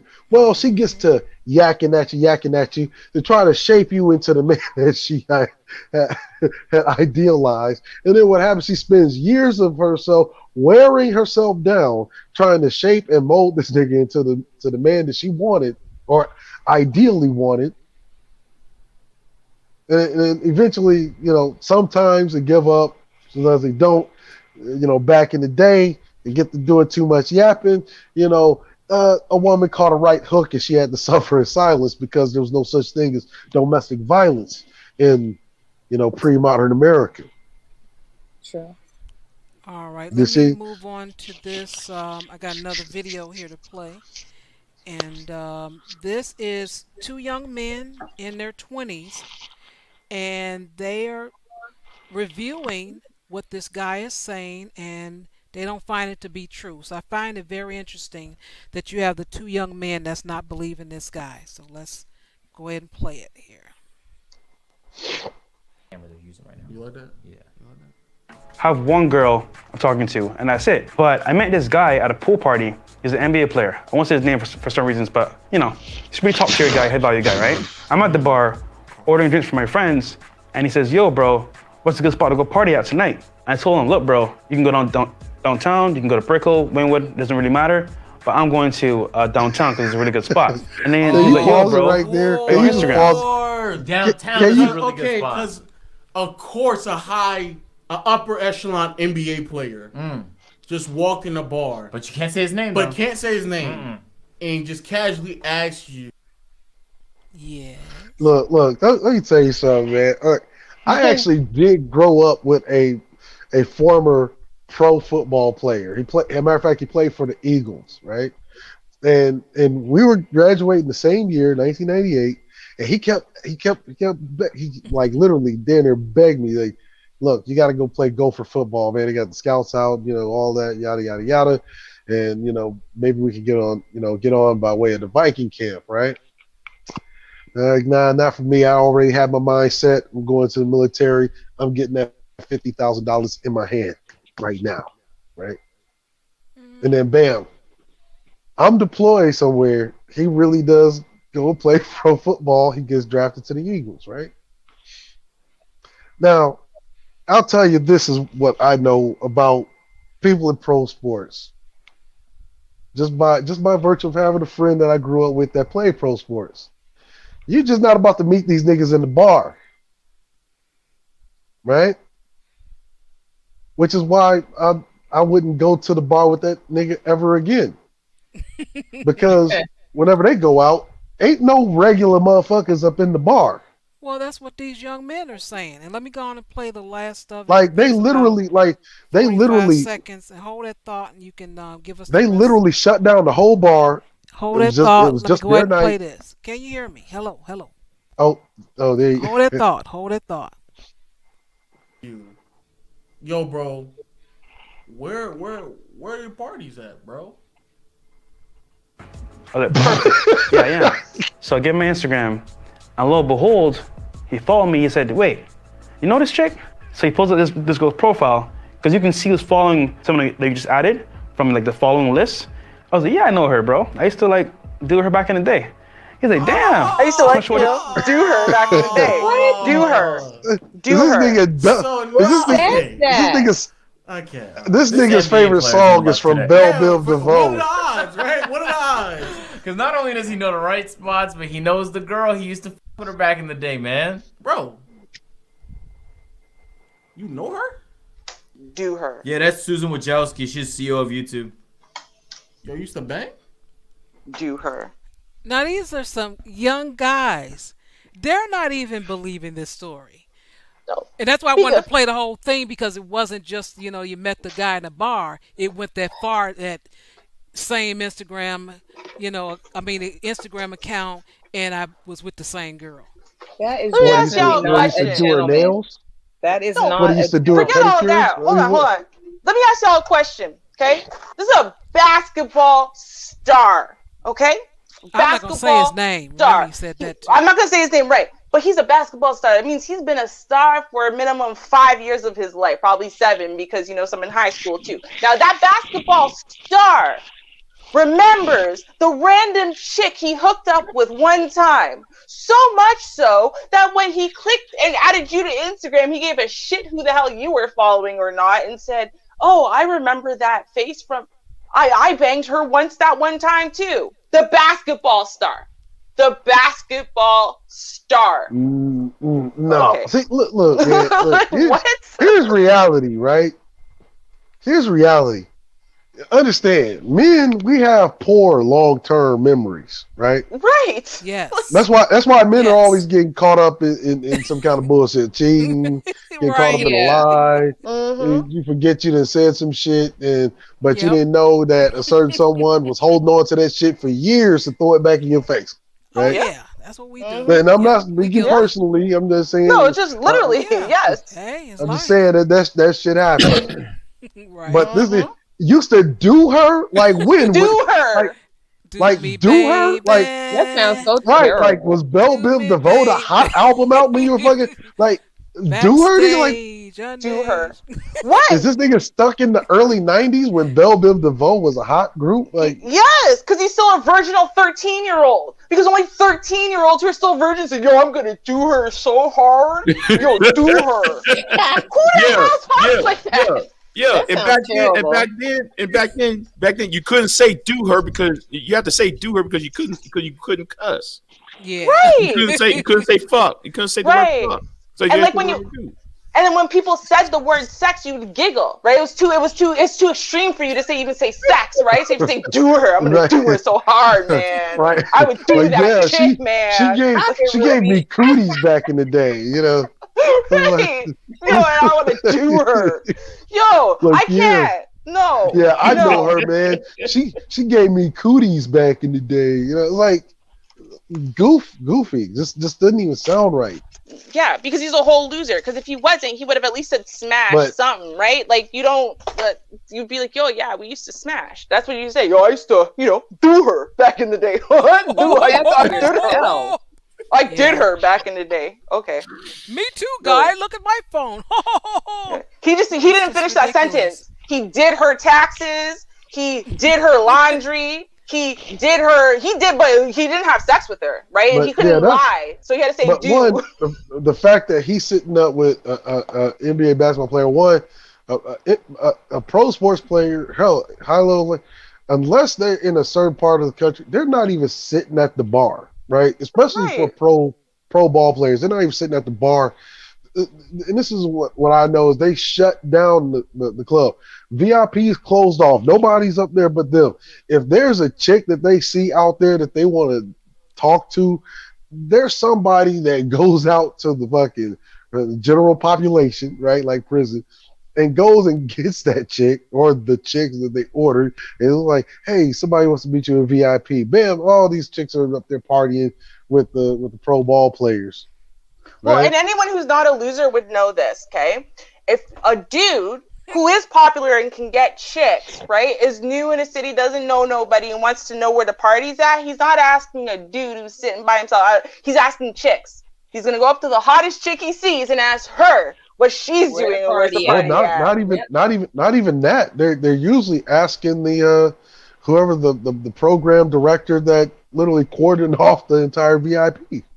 Well, no, obviously, right? But I'm saying, given he walked in the bar, he was going to grab a quick beer by himself, he stormed out of his hotel, whatever, right?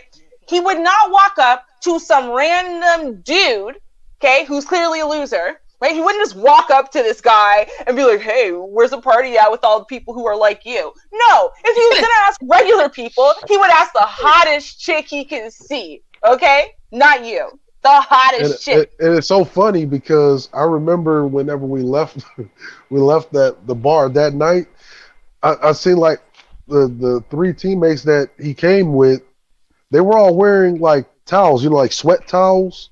They were wearing them over their heads.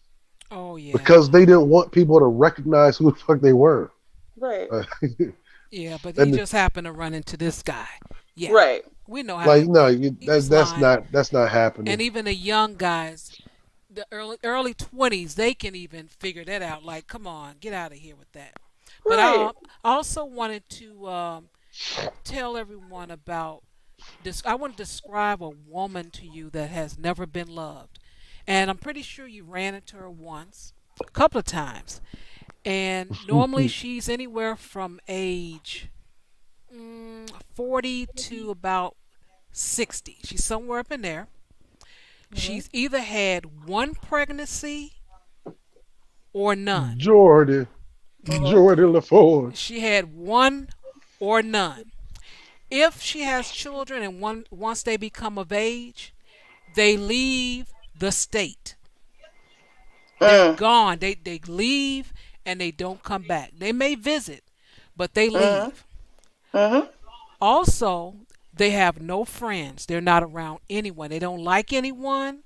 They won't talk to you. They'll just look at you or avoid all eye contact.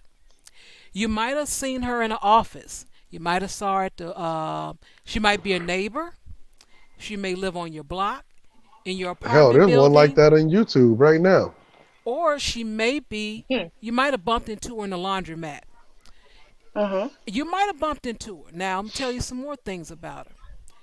If you're on the elevator, if you get on the elevator and she's already there, she's not going to get on the elevator, or if she gets on the elevator, she's going to move right on over in the corner as far away that she could from you. If she talks to anyone at work, there's only one person. That'll be a supervisor or maybe someone like a janitor. It's only going to be one person. She's going to eat lunch by herself. She's going to bring her lunch as well. If she wants to know something, she'll ask you. But normally, she stays far away from people. Oh, that you're is not how talking about Jordan LaForge. That is how you know that woman has never, and I mean never, been loved. Just want to put that out there. Oh, there's one way. There's one way to tell one who's never been loved, right?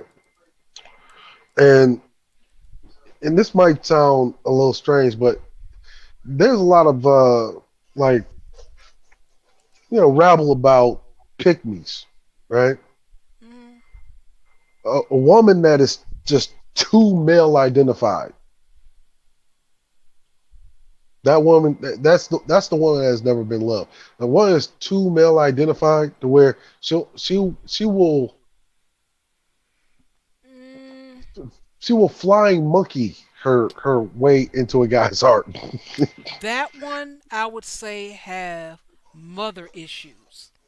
That's a Yeah, little bit that's what I different. would say. Yeah, Yeah, I that agree. one's a little bit different. That woman's been loved a lot of times because she's male identified, and there are a lot of men who will Well, I would. absolutely love her because she will give him anything and everything he wants. She will give him, in essence, a utopia for a while. So she's been loved. Well, I wouldn't say loved. I would say she's probably been laid on a lot of times, but Yeah, that's not totally necessarily different. loved. Loved. I'm not talking about sex because that's why I said she either had one pregnancy Hmm. Yeah, she or had using none. sex. Hmm. So that's totally different. And she's mad about that because the guy, I don't really want to say tricked her, but whatever happened, they laid up, it happened, he had nothing else to do with her. But that's normally how it happened. I met many of those women at work. There's normally always one in one department. You'll meet them. You'll run into them in the office. Hmm. Yeah, Yes, I like wanted to like tell you that. the level of like one way to tell whether there's ever been love, like there's no level in which you'll go to, um, say, kind of like the gender specific version of a coon, right?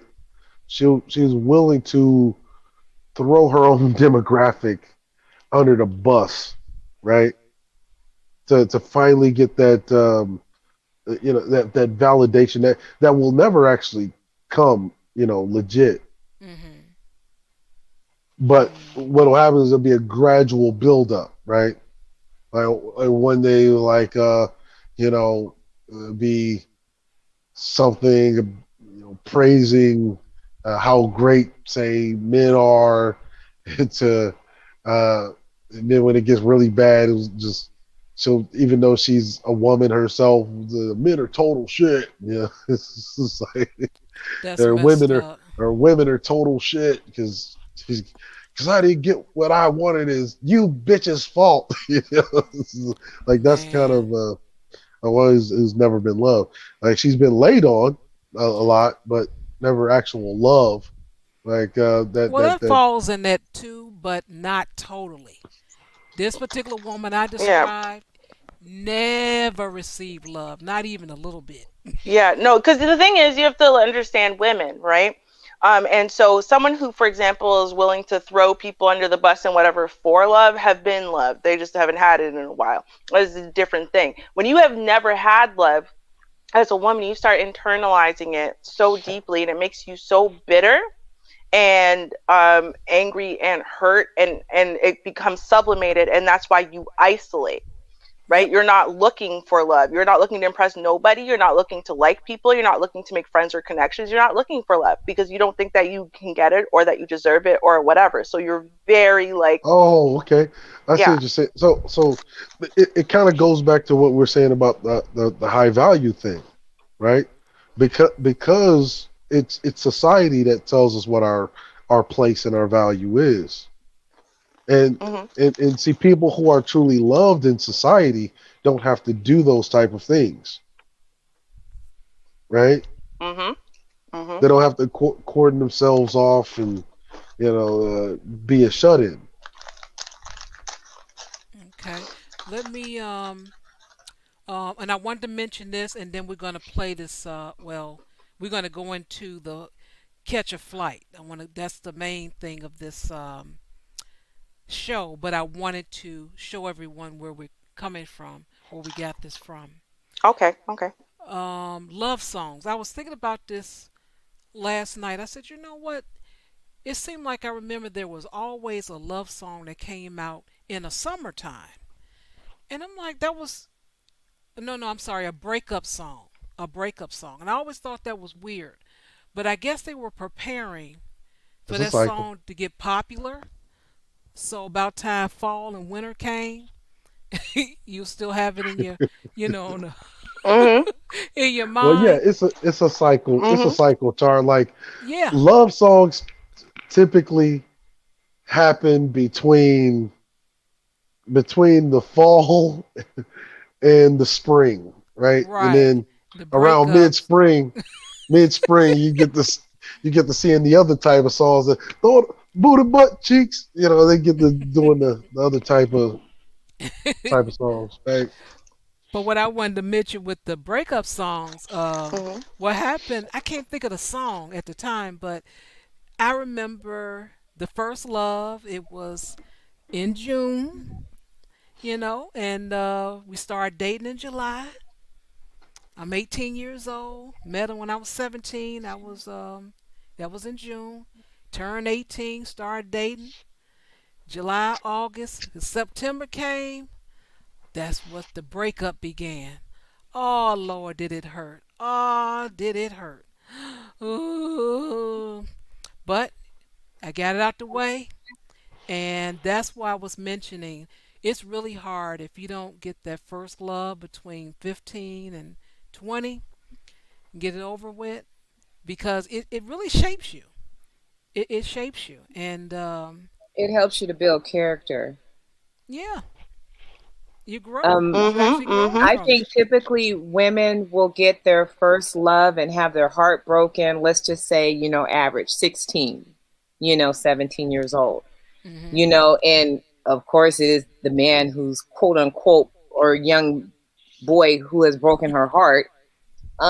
Men, when they get theirs, like I was reading in the chat, dark man Jeff said, he was a late bloomer, he got his heart broken in his 20s. Uh-huh. The older you are, the harder it is for you to bounce back. Whereas by the time I was 20, I had already, gone through a heartbreak. So, you're a little bit more resilient.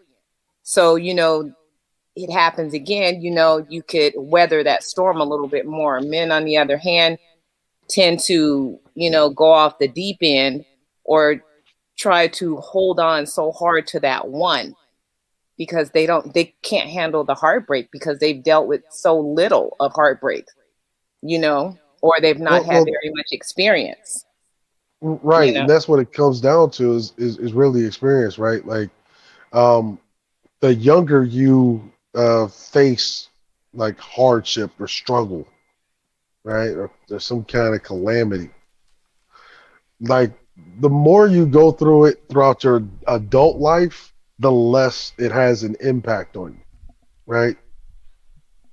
So if you started breaking up when you're like 25, right? Mm. I was like, why do you think you see dudes running around here talking about they never been kissed and they want to kill up their whole school? you know, Well, yeah, like that's why I said they like need to people start forget that early. this dude like Roger Elliott, right? Roger Oh, Elliott yeah, in his 20s, yeah, was in his 20s, never been kissed by a girl, and then you know he he's dealing with a heartbreak that never happened. yeah. But Angry guys. but the but the denial of it is the Yeah, heartbreaking thing, right? I mean, we laugh about it now, but he didn't go through it a lot, and that comes with being sheltered, right? If you were hmm, sheltered a lot as a kid, you are going to go through breakups. Like if you had that overprotective father or uber nurturing mother that tried to protect you every step of the way from getting a skin knee, right? And then you just imagine getting a skin knee at 25, right? It's like, oh fuck, it's like, Hmm. how am I going to recover from this, right? Hmm. yeah. Them skin knees or something else. It's like shit. I Um, only got like 70 years left in this motherfucker. I can't be skinning my knee at 25. Yeah. now with the guys, now Abin preached. All they did, they went on the show, whatever. They had a conversation. They reviewed the video, and the guys got angry because they really were in their feelings because they're hurt. They got some resentment. But they took it too far. They had to talk about the guy and talk about his wife, all kind of mess. Threats, I'm gonna do this to you. If I see you, I'm gonna do that. So when Alvin preach, they're like, what the world? So they showed this text here showing that they in the DM trying to, manipulate women for sex, but yet they're selling something else. Like, oh, it's simple, bro, bro, bro, bro, bro, bro, bro, bro, bro, bro. Oh, this. Most, I'm like, what the heck? Well, that is a result of and you could look and listen to, Fresh and Fuckboy or whoever they call themselves. Yeah, fake and flake. And Yeah, you could, we know. and you could tell that these guys have lived basically a sheltered life most of their life, right? They really didn't start talking to women until really they got fake big on YouTube, right?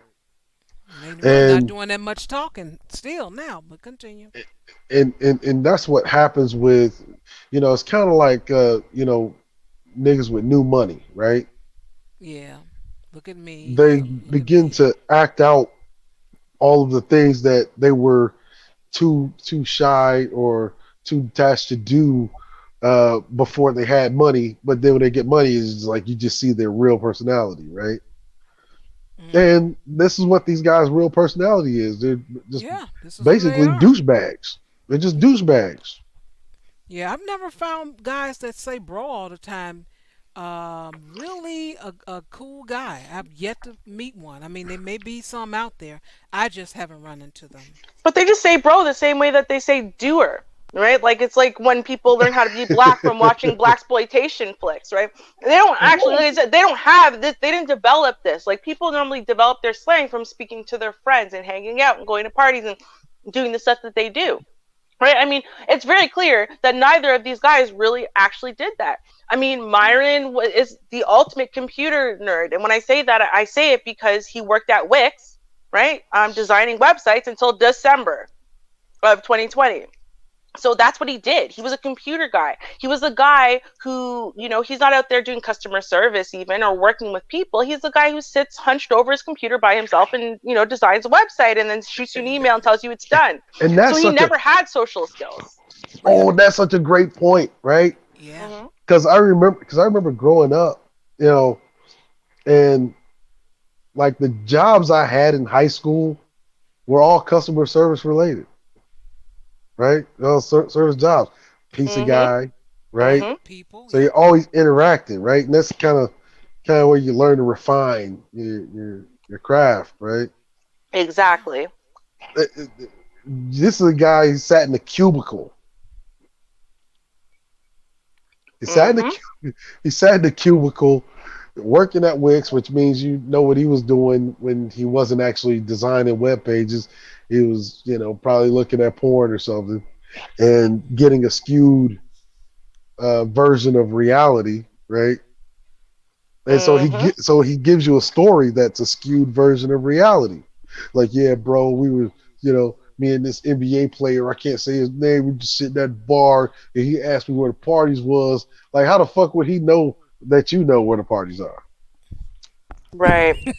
Exactly. He's a fake baby. Right. Like, yeah, I know her, man. Yeah, I did her. That just sounds so cringy. I'm just so bad. Like the last great movie he watched was The Nerds, right? Like, cause that's when they were using that slang. Like, yeah, I'm gonna do her. Like ogre. Right? Do her, bro. Do her. So gross. That sure is. And I did a small poll, but I didn't do it on YouTube or anything. I just asked some women that I know and asked them, did they find them appealing in any kind of way at any time of their life? And they said no. Man, they're bringing chicks onto their show, and just their sheer stupidity is making these chicks throw up in their mouth. Right? That's why all the chicks sound batshit crazy. Like, well, here's the thing. Y'all might have missed this. Listen, I missed nothing. Ruby is the most educated person on Fresh and Fit right now. The most. I'm telling you, there's no one who has watched more things than me in the last 2 weeks. Now, so y'all might have missed this. However, at one point, they actually had girls on the show evaluate them based on their Instagram. Smash or pass. Okay? Now, Walter. But right? again, skewed version of reality. No. Oh, no, it wasn't. Hold on. Let me finish. Now, Walter had his up. And these chicks were like, nope, pass. I would never smash. No, I would block you. Nope, no, wouldn't touch you. Why? It's just, I don't know. You just come off like, ugh. And then the one girl who tried to give him something was like, you look like the kind of guy I'd want to be friends with, and smashing is just like a one-time thing. That's why. Like, they just demolished him, okay? So then Walter's like, all right, Myron, let's do Myron next. Myron's like, no, we're not doing it. No, no, come on, pull up Myron's. No, we're not doing it. We're not doing it. No, we're just not doing it. Were you scared? I ain't scared. I'm just, we're not doing it, okay? We're just not. We're not doing it. I saw that clip. That clip. Someone did it. Oh, wow. The fucking Myron, this dude's got the face of a meerkat. You ever seen a meerkat? I'm telling you, from last year.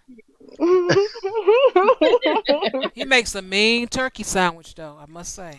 I'm just saying, if y'all want y'all to process the fact that you brought these chicks on your show for clout, and even then they couldn't bring themselves to lie and tell you, yeah, I'd smash. Like, they couldn't even lie. Hey, next time you're running the Myron games, just tell them, hey, bro, the Slurpee machine's empty. You need more ice too, bro. And some people actually got that. They were like, oh, fuck, that's kind of a little too far.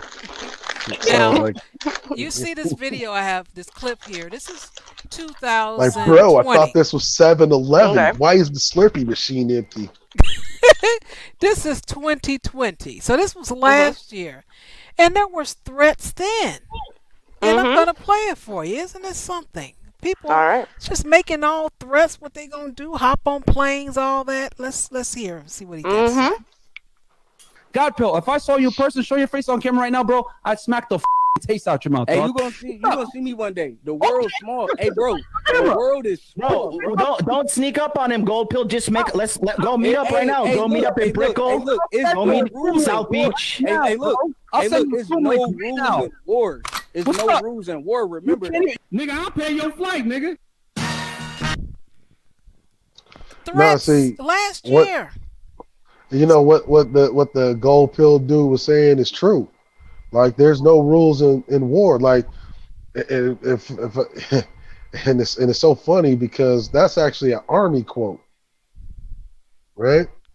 I can't remember what faction. It might be the Delta. Like, no rules in war, right? Because all they're meant for is asymmetrical warfare, break the enemy spirit by any means, right? Don't outright eliminate them, right?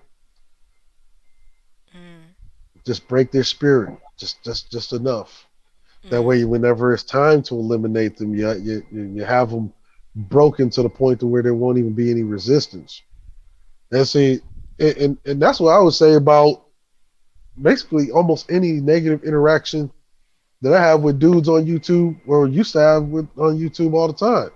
Like, dudes talking about box, like, hell, I still got the audio when me and Grinch got into it, telling him the landmark he can meet me at. Well, that's what we're talking about. Everybody talking about they're going to catch a flight, but no one does it.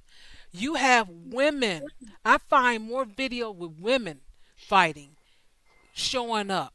Like this here. Now, this, came out, this was terrible. But the fact is, the woman still was willing to fight a man. These guys not even willing to fight anyone. They do all the talking, but nothing. Absolutely nothing. The woman actually, threw the first hit. It was a slap, but still. You find more women doing something than you find men. And this is really sad. Let me play it for you real quick. I'll also explain why that is, too. You want to play or no? Uh-oh. It don't want to play. It played early. Or maybe it's in the wrong spot. Oh, there we go. There it is. It moved itself. Oh, come on. Stop playing. Really? It played earlier when I set it up. Ain't that about something? Maybe you have to refresh it or something. That's terrible. And I got to do the ad block. Let's see what happens. I'll try it. Yeah, I know. Not that wrong one. Let's see what happens now. Refresh one more again. All right, who's trying to get me? Okay, let's try one more again. If not, you all can fix it. There it goes.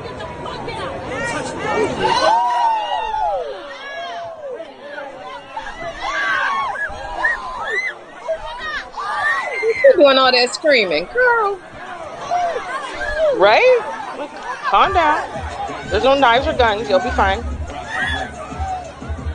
I'm sorry. I don't think she got it enough. No, she didn't. She didn't. I agree. She did not. But the fact is, we have more women out there doing something than men. I mean, the men are saying, I'm going to do this, I'm going to do that. But just think about all the times you've been watching and listening on YouTube. Have anyone actually shown up? You got maybe one party show up, the other one didn't. Right. It's always some excuse. Mm-hmm. Always. Pretty much. Always. Yeah. Always. But you know what? We have our auntie Cluster. Oh, she'll show up. She will show up. Now that's a woman. She shows up. She even played this yesterday. So I'm going to play it for you. She actually showed up. Okay.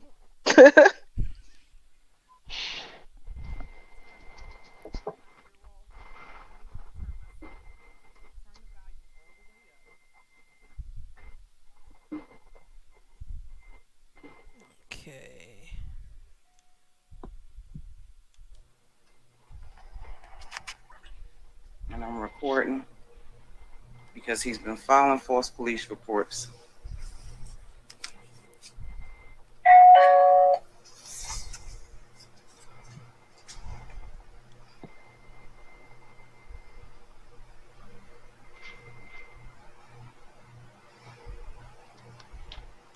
She gave you audio, but at least she gave you something. She showed up.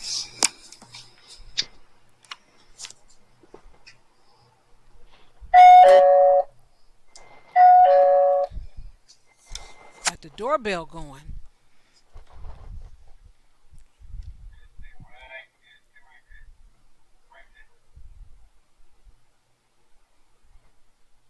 Don't be scared. Come on out.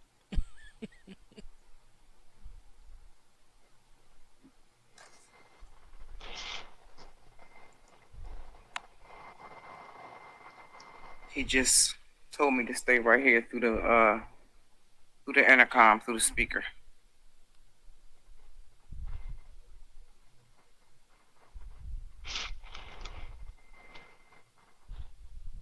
And I'm actually going to move a little bit further away from the step, just for my own safety. And I want to continue to film the door.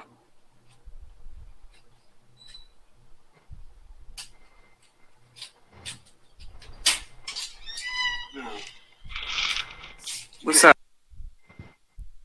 And she asked what was up. She wanted to know what was all this talking and all of that's going on. The woman actually showed up. But you're not finding the guys doing it. They do a whole lot of talking.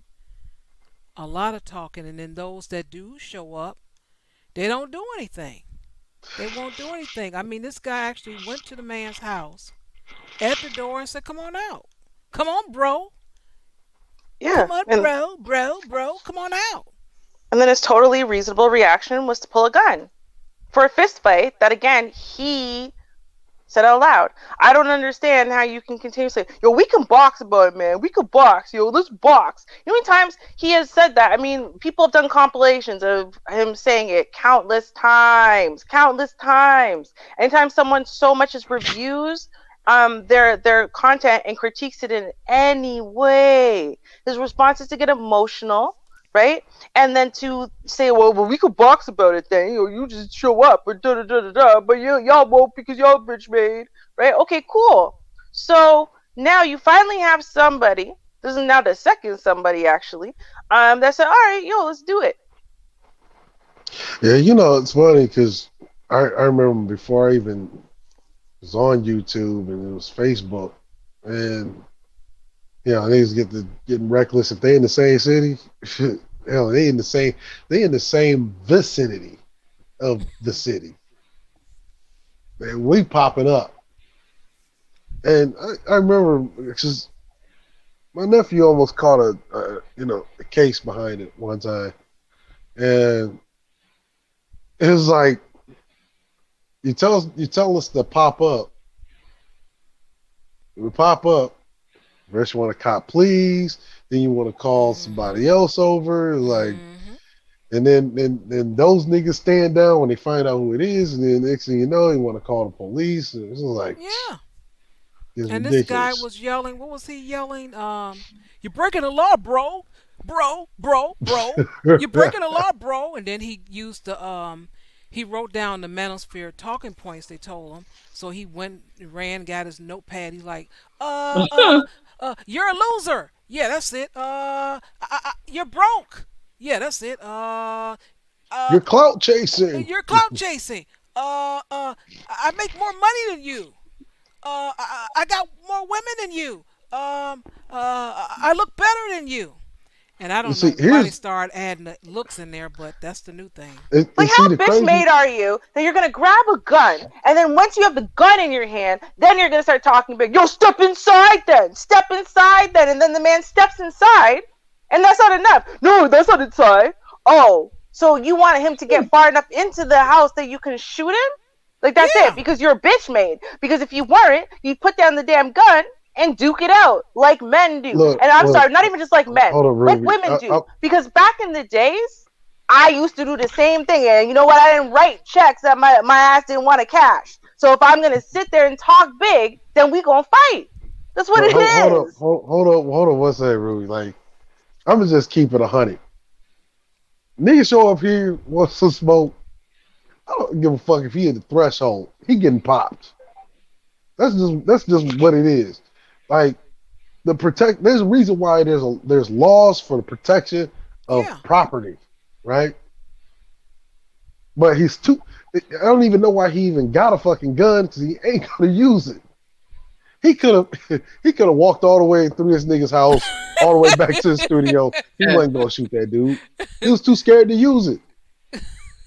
Because anybody, like seriously, anybody that knows, look, if you know gun law to begin with, and I've had my gun rights literally revoked, right? Before. You don't point a gun at a target you don't intend to shoot. Right. You don't shoot warning shots. Right. Now, if he walks up in your house in what you thought was an egregious manner, right? And you didn't pop him the moment that he stepped foot in that fucking door. He popped his mouth. No, you know what? I come disagree. on in. Come on. I disagree. Come on in. No, see, because I'm telling you, because No, because you're thinking about him. No, you're a normal person. You're not a fed. He's a fed. So this is what happened. He has no problem shooting this guy, but he can't go to prison because he's a fed, and he sent a whole bunch of people to prison, right? Please, so he will end up in prison with those people who are going to kill him. So he's waiting until I end it. That's why he kept telling him to get in further. He has no problem shooting him. He just doesn't want to go to prison for it. That doofus don't even got the right skin tone. That nigga's definitely gonna go to jail.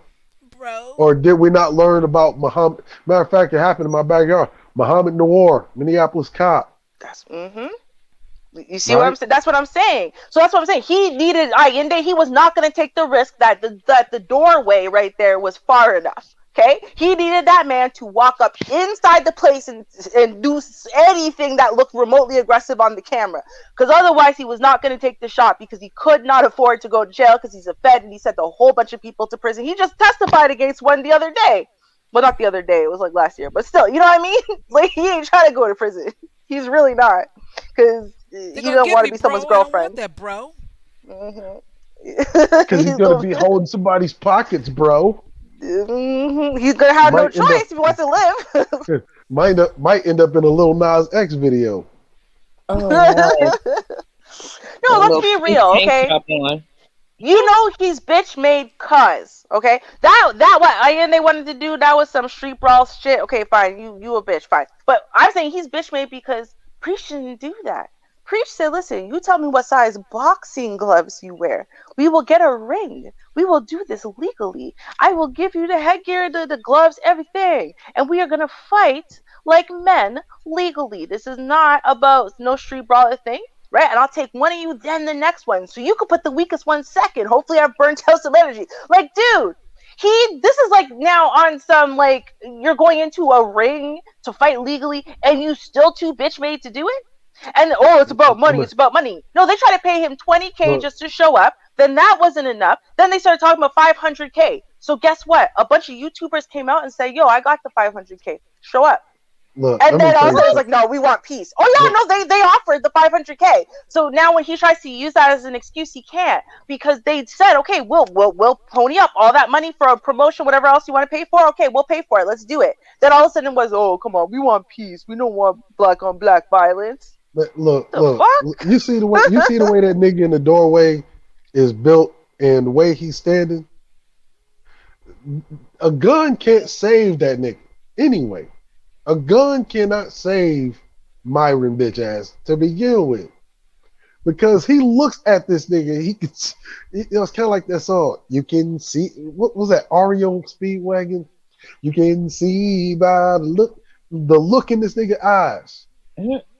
You about to catch all of these hands. Yeah. And ain't no guns gonna be able to save you from this nigga. Like, this nigga is built like a tank. Like a little 5'6", 5'7" tank, man. Like, a bullet might fucking, he can shoot him, but I don't think it's gonna stop him. Well, yeah, and like, no offense or anything, but it kind of gives you a little bit of insight into why some of these guys are so obsessed with women who throw down, because they're too damn scared to, right? So if a woman's willing to throw down in a fight, right, they're like, "Oh, see, these women, they're so acting so masculine." No, what you mean is more masculine than you'd be willing to, right? Because obviously you're not willing to throw a punch. You're not even willing to back up your own goddamn fight proposal. Legally, in a gym. Look, he did all. Look, dude with the dreads already did all the heavy lifting, right? And like, nigga, I'm here. What up, right? And look, a nigga can't do that to me. Like, under no circumstance can he do that to me. He getting popped in the doorway. Ain't target practice. That nigga's cameraman might get hit. I'm unloading. And Queen, he would have done something. That's why Myron went and got the gun. Because otherwise he would have come in and been like, "All right, you won't come out into the hallway? I'll drag your ass outside and then we can box like men in the hallway," which is what he wanted to do. But if someone pulls a gun, right, and you know they're bitch made, okay, you know they're going to shoot you in fear. Not in toughness, but in fear. So you're not going to go inside and get shot for no good reason. Because the whole reason why he showed up was to prove Myron's a bitch, Myron's not built, Myron's not a man. Okay, that's why he showed up. So one way or the other, he could have proved that. If Myron came outside, he would have got his ass beat the hell down. If Myron doesn't come outside, he's still a little bitch, right? Look, so one way or the other, it's the same thing. I'll tell you this: it's a good thing the nigga didn't go out there, because I mean, it really all it did was buy him like a few extra days of YouTube fame when you really think about it. I mean, if he would have went out there, his YouTube career would have been over that instant. Yeah. Right? Yeah. Because look, this nigga has a lower. Myron is tall and lanky. This guy is short, and stocky. He has the advantage. He's from the hood, and apparently he's a felon, which means he knows what the hell he's doing. So he's got a lower center of gravity, and Myra's got longer legs, which is a disadvantage in a fight, in a street brawl. Height becomes a disadvantage when you got a nigga that's got a lower center of gravity. Like, I can't whoop his ass because my legs are too long.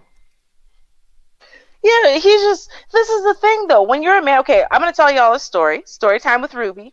So I was dating, let's say the ultimate in nerdy nerd, okay? He was the school president, grades 11, 12 OAC, right? But that was back when we had grade 13, okay? He's a computer scientist, okay? Tall, like he's like 6 foot tall, 6'1", he's skinny as hell, okay? And like a little bit of, he can't put on weight to save his life. Okay, he was 24 years old. Now, we were at this bar.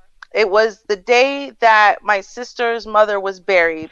It was also my birthday, so it was a very miserable day. I was not in the mood. And he has this boy, and that boy he's a very annoying dude. And so he was like sitting there. He wanted to talk to us, but I clearly don't want to talk.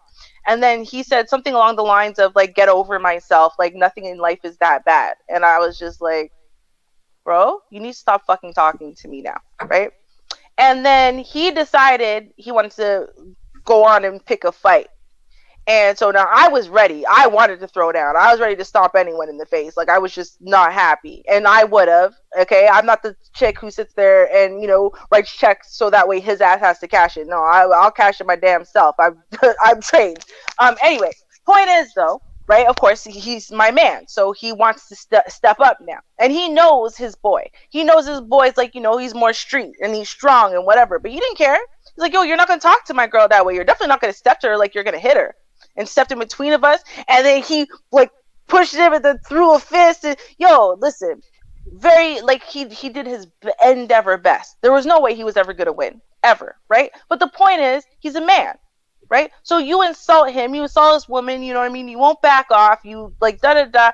He's going to step up and he's going to do what he can. Now, win or lose, the point is as a man, win or lose, you don't sit there and pull this bitch made shit. You don't do that. Like I don't come from somewhere where anyone, man, woman, or child pulls this bullshit. I just don't. And one in the state of Florida, hell, he could, but he's probably got some, I don't know, probably got a couple of dollars at least to protect him from the, brandishing a gun, right, recklessly, right? Like one, in most states like here in Minnesota, you can't brandish a gun. You just can't brandish a gun, even if the motherfucker is, if you brandish a gun and you ain't pop a motherfucker, you going down on that.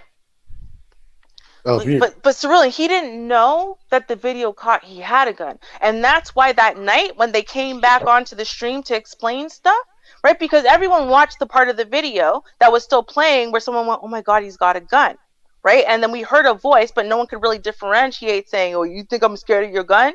Right? So then what happened is when they came back, they let the viewers believe, right, that Allende brought a gun and now put those girls' lives in danger, acting like a bitch, showing up, pulling a gun. They let everyone believe, first of all, Allende kicked in the door, and second of all, that he's the one that brought the gun. What they didn't realize is once they put out their video, right, that it's you can see the gun in Myron's hand. He missed it. He missed that you could see the gun. He thought he had it down by his leg and it was hidden so no one would know. B, which I don't understand, he thought maybe the camera guy only started filming later. So he didn't realize the camera guy was filming from before he put his hand on the doorknob and opened it calmly, right? So that just proves to you, he had to sit there and try to draw some story, come up with some story that made him look less like a little punk bitch. So some dude showing up at your house with the gun when you've got a bunch of innocent girls in your house, okay, I guess it's a noble thing to do not to let the violence escalate. But when you're the one who went and got the gun and brought a gun to a fist fight, right, for a guy who just wants to honorably fight you man to man, for the lies you're telling on him, right, for the lies you know you're telling on him, and you're gonna pull a gun? A gun. bitch And made. then, and talk then not about only it. And then and then talk not about only how he that, kicked in the door. and then not only that, you know, because I've been saying it for a long time, and I remember saying it hell back when I was still with the Black Order. Like, we got to be careful of these fucking foreigners that portray themselves as black people, and particularly black men, and that you letting them speak on your behalf. And look at the look at the way you see a great American Negro standing in the doorway, and it's the same mindset they have whenever they're in their country, right? Like South Sudan. I don't know what South Sudanese nigga this is, because South Sudanese in South Sudan popped the motherfucker.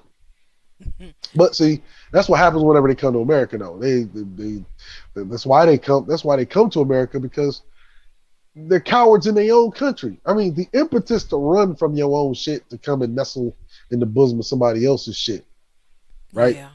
Tells you, it goes along with what I was saying when I was going at a lot of those foreigners, talking about how they come from lines of cowards. Like this nigga from South Sudan. I'm gonna play this video and see if it shows in here. Let me see. Don't do it. I wish your motherfucker would come to my door. And people think that we sent It does. Their former business They highlight it. associates, They someone circle they'd it. worked with for a long time, to them to attack them and break down their door. I appreciate it. Sorry, that part is funny. He's like, yo, I appreciate it. You know, I appreciate you think that we're so big and powerful that we just have goons everywhere we can send places. But like, what do you think they are? Like, come on now. We're Canadians. We're peaceful folk. No, but for real, listen. And here's part of the thing. Preach is trained. He's trained in martial arts and boxing and whatever, right? And Apple was in the military. So they're made of different stuff. They're not sitting there playing these stupid games to win stupid prizes. I think Abel was in the Royal Canadian Marines like 2 years. Yeah. Like, there's not a whole lot of them motherfuckers. They are kind of an elite group in the world, right? And they are part of like the intelligence apparatus of Canada, which is where they spend most of their military budget anyway. So these are truly like the equivalent of say American Marines, basically. Yep, exactly, right? So you look at those two guys, and it's like, yo, this is a joke to them. And to begin with, you want them to hurt you, really, is what you're asking them to do. You're asking them to hurt you, and you're doing that because they offered valid criticism of your opinion. And they already offered that criticism on your show. So why are you going on like this? Right? Oh, because you just thought Canadians are weak and losers, and they're not going to test you. Like, that's one thing I do appreciate that's about the guy Preach. Subway, y'all. That's him. He made my for sure him, man. It's for sure him. Yeah, he about to put in that bread in the oven. But one thing I do appreciate about Priest, like yeah, he's Canadian, but he doesn't lose his national pride, right? Like and there's something to respect about that. That alone actually would put you in the realm, right, of an alpha or a sigma male, because wherever you go, you're still proud of where you come from. See, a motherfucker like Myron Gaines, he's not proud of where he comes from. No. That's why he was sitting on there kissing Rollo Tomasi's ass, talking about white men are victims. Like he's taking on this ideal, this ideology that white males are victims. And if you believe that, right? And if you believe that makes you literally, you just baited yourself. You didn't even beta yourself. You like gammaed yourself. Like you dropped down hella ranks. Well, you know, let me tell you guys, and I absolutely agree with you. I'm going to tell y'all why I respect Abba Atlas. Not only because And that's his name, Abba Atlas. Not only because obviously the way he's handled himself on his channel and whatever, but the way Abba became like a known name, a known figure, that happened back in 2013. Okay? He was 23 years old. It was in the news. Okay? And he surprised his mother with a check that pays off her entire mortgage. Okay? Oh.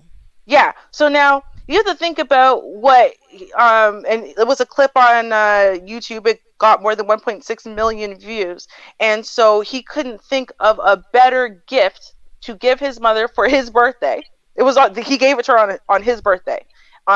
Than like the gift of giving back to her, because he's a man. His dad died a few years before that, but she was really integral in his life, and so he couldn't think of a better gift to give his mother for his birthday. The best gift for him to get is the ability to do this for her. Okay, now to me that's some man shit. Okay, that is that. How many people go viral over something of that integrity, that level of integrity? That type of quality of character. So to me, that man, like, he literally spent no dollars the whole time he was in the military. He saved up all that money. He came out of the military and paid off her mortgage. Now, that to me, shit, right? Maybe I need to join the Royal Canadian Marines. Shit, the fuck?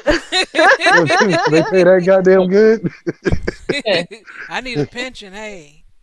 right. So now those are the stories. When you're looking up Abba, when you're looking up Preach and whatever, right? These are stories of people who clearly have integrity, who are clearly quality men, who could actually teach you something about being a man or about dating or whatever, right? Preach is happily married. Y'all can make fun of his wife all you want, but guess what? He's very happily married. He's safe, he's secure, he's happy, he's good, he's taken care of. So whatever y'all want to try to laugh at that for, laughing at his wife, if the man wants to hurt you over laughing at his wife, it's because he's got a really good one, while you're sitting there like a loser trying to coerce / trick women into sleeping with you over clout, over your stupid show that really only very young incels care about, right? Like that's, but see, if you think about it, right? You think about the women he's targeting with this, right? Mm-hmm. These women, and this is what I'll say, these women are just as culpable, because the first one that fell for that gumpy bullshit, I'll make your Instagram pop if you come on my show, or fuck me before you come on my show. Hey, there's laws against that shit. Like, you're in America, bro. Like, where sexual harassment and rape via coercion is a real fucking thing, right? Because that's literally what that would be. Later, I think, because she was going through so much stress or something like that. I heard. Like that's coercive rape. That's the reason why we have laws where employers cannot use their position to gain or garner sexual favors from employees. That's why we have those laws in place. That he's clearly, but so he just basically pulled a Harvey Weinstein. Well, and the reason why he thought he would get away with it is because he's used to dealing with Insta thoughts, and he thought that she was an Insta thought, but she's not an Insta thought. She's huge in the fitness realm, which is how he saw her. She was like, that's what she said. She's like, she has a huge following. He had like no following comparison to her, so she was like, didn't even pay attention to him. But also, she's huge in the Christian realm of things. She's not an Insta thought. She's not out there putting out her tits and ass and da-da-da and selling sex and sexuality. She's not. So he picked the wrong one this time, because he's used to picking the Insta thoughts, thinking they're going to let it go. They're used to this kind of behavior. No one's going to listen to them or believe them anyway because they're Insta thoughts, right? But no, he picked the wrong one this time. He really, really screwed up. Not just because she's white, but because of what she actually does do on the internet. She's not out there selling sex. And he also, I agree with you on that. He definitely picked the wrong one, because he tried to intimidate her. He tried to say, "Oh, you just go ahead and take screenshots of this because you're just doing it for clout." And he tried to shame her into giving it up, as well as not providing proof in the future if need be. I'm like, he tried, but he definitely had the wrong one. I Well, mean, actually, actually, I would say he picked the right one. Well, yeah, you know what I mean, though. When we say the wrong one, you got the wrong one, baby. Oh, kind of like a game of Minesweeper, right? Right. That's why you Exactly. never met a single person that's ever won Minesweeper either. There is no winning Minesweeper.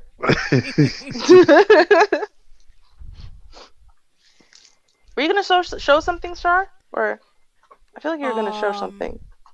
I was looking to see if this clip had where he was threatening, but it's not in this one. I thought it was, and I was scrolling through, and I'm like, oh, it's not in this. Oh, do you want the video, the 7-8 minute video of the confrontation to see the gun? Yes, is that what we were looking at? Yeah, I was looking for that, but I didn't see it in here.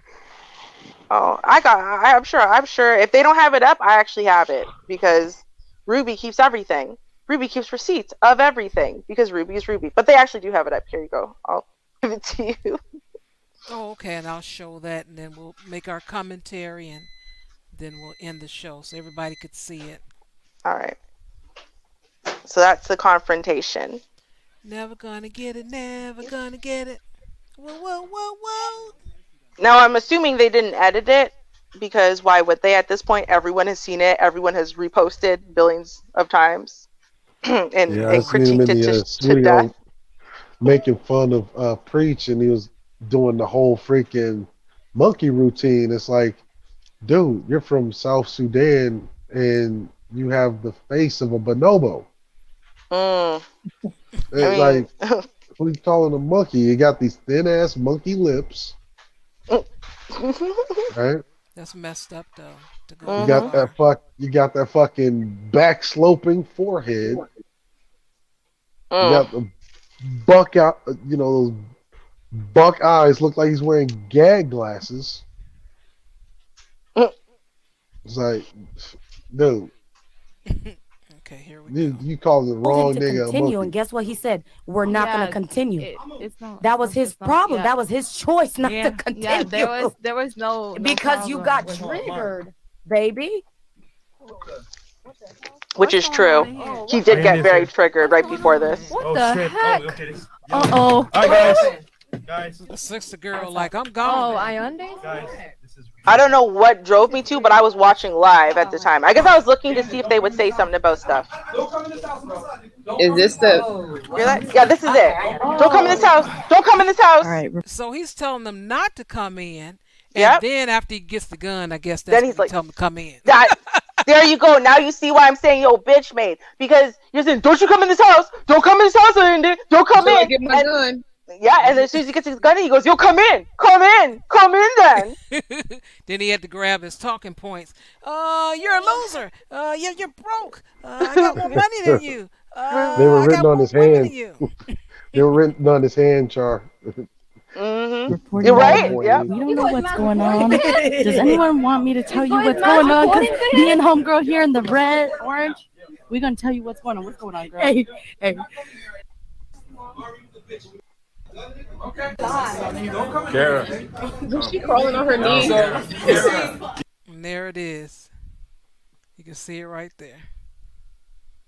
But he didn't know. He didn't know. Yeah. He's here. Don't do it, bro. What's up? Don't do it, man. You're only a pussy nigga with Don't do it.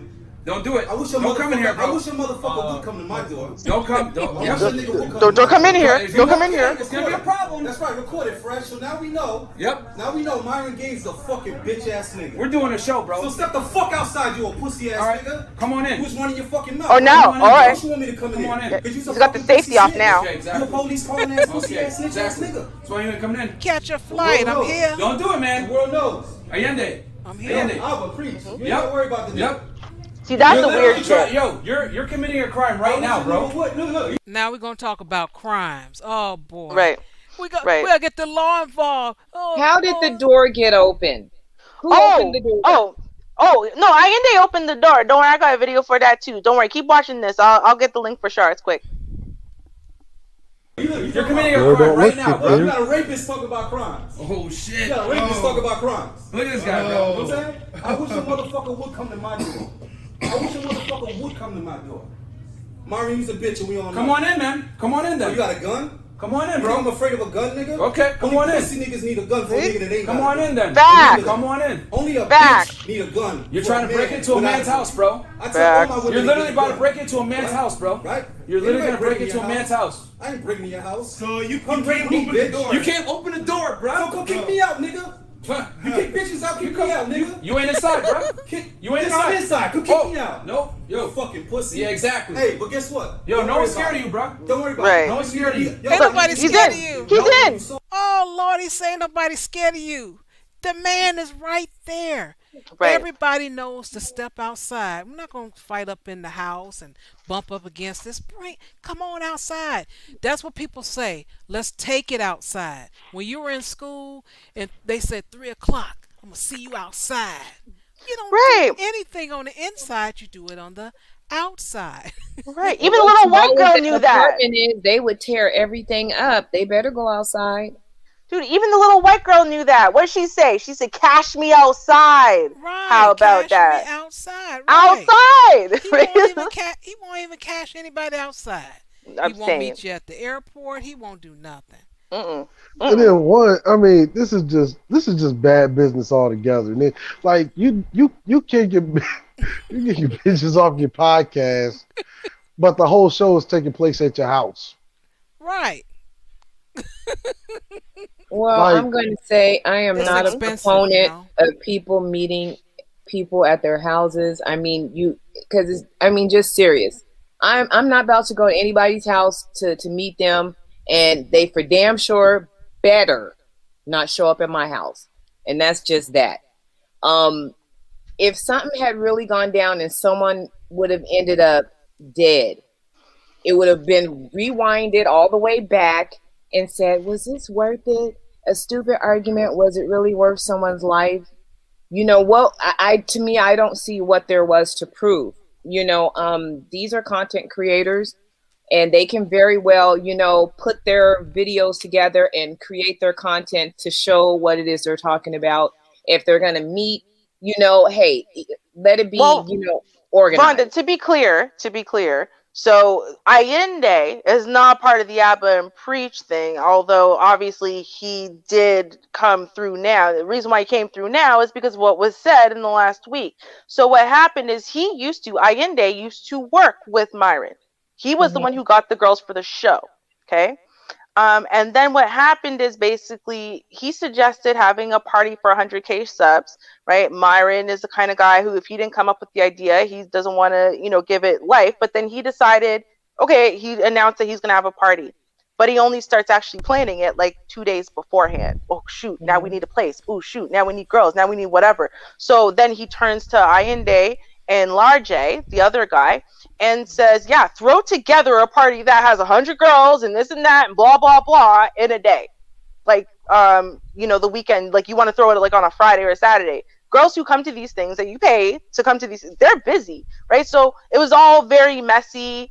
They blamed, basically what happened was Myron said, to the people, because they got there was no girls, it was a whack party, everything about the party was terrible, like they were not even drinks included, and the people paid $500 per ticket, okay? So they felt a little ripped off and they wanted their money back. And so Myron what's said, all these sausages doing here?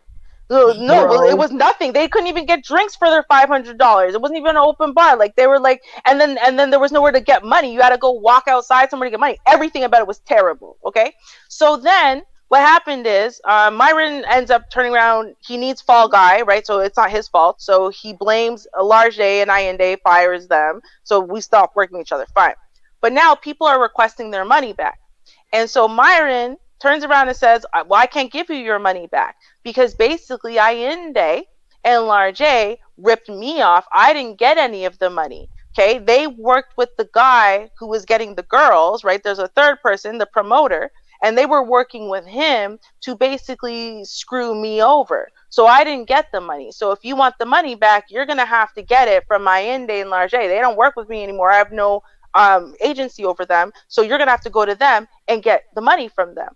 And, again, they're the fall guys, thinking, well, no one knows how to get a hold of those guys anyway, so that's just going to protect him in his little bubble. But some people, you had to get a hold of Allende and Large. So they started reaching out to them saying, yo, so Myron said basically that you owe us back our money. Okay? And so that is what the problem is with Large and Allende, is he's turned around, right? They're already mad at him because he's been sitting there and slandering their name to other content creators. Don't work with these guys, they screwed up my party, blah blah blah, and whatever. Now you've got random people coming to them saying you owe us $500 a head, right? Because I paid $500 for this, and you stole that money from Myron them and whatever. And that's why they came through, and they've been reaching out, trying to get the man to answer them, trying to get the man to deal with the situation. And then, obviously every time Myron goes live, he just doubles down on whatever he already said, the getting rid of dead weight and whatnot and blah, blah. And so he said, okay, cool. Well then, I'll catch you outside. Let's go. I know where you live and I can get upstairs because they know me. So he shows up at their house. Okay. Yeah. The security let him upstairs because he was there constantly doing everything to make this show work for Myron, because Myron couldn't have done it himself because he has no game, he has no street smarts, he has no nothing. He had to buy it from somewhere, so he was buying it from Allende. So now this is Allende just showing up at the door. Let's see how this goes. He must have kicked in the door hard, right? Okay, let's see.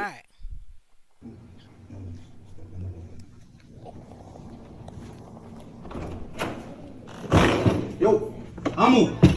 Come outside, my nigga. Yo, he kicked that in hard, right? Oh, yeah. Y'all see that? Kicked in what? Kicked in what? Oh, yeah. That's what I'm saying. He severely misjudged whether or not that guy was recording ahead of time, because they didn't kick in nothing. The door was not locked. The man didn't even have to apply force. You ready? You filming? Yeah, okay, because I want to make sure I have everything on record. And he just opened the door. That's it. He just opened the door. Didn't even need to use a key. He just opened the door. Meanwhile, so Myron's running around talking about how his locks is broken, and CSI was there examining, and he took pictures of the door, and there's no damage on the door, of course, because no one broke in. He's a liar all the way around. Wow. Yes. I'm going to fight you. I'm going to slap you. I'm going to do this. I'm going to do that. He's always lying. Constantly. Oh, my goodness. Dude, I'm going to, you know what? Listen, I know we don't got time today because it's getting late. I'm going to post some links, guys. I'll post it in the comments once the video posts, okay? And there's a couple of videos by this guy. His name is John Anthony Lifestyles, okay? And he's the one who I said, he's got proof that Myron stole his life, okay? He's got proof that Myron and Walter are fake as hell. He's done so many videos in the last 7 months, okay? This is not one or two. He didn't jump on the bandwagon over here, okay? In fact, the whole white manosphere has been demolishing them, just tearing them to shreds. And so they've got proof that everything this man said in his promotional videos to get people to sign up for his courses and stuff, bullshit. He's got proof of all of it, because he points out how, no, this is fake. This is clearly fake. This is clearly fake. This is clear. It's bad. So I'm going to post a bunch of stuff inside the comments for y'all so you can take a look. Because like I said, no one is more educated on this subject than Ruby. I don't know why. I fell down this rabbit hole so deep. And I can't get out. Every morning I get up and I check more. I was in it. I was in this one. I don't know what it is, but I just needed to know. I did. Probably because, you know what? It has really pissed me off what has happened to the manosphere in the last 5 years. It's been a never-ending constant thing that has bothered me, because I remember what brought me into this space, right? Okay. And what brought me into this space was I was looking for what the hell does MGTOW mean? I had never even heard the words before. I ended up on a channel called Sandman originally, and the people, when I just asked the question in the chat, they just tore me to shreds, and I'm like, I don't know what it means. I'm not trying to be rude. I really want someone to tell me. And then I wandered in and I found BGS had an explanation for what MGTOW meant. And it was actually explained.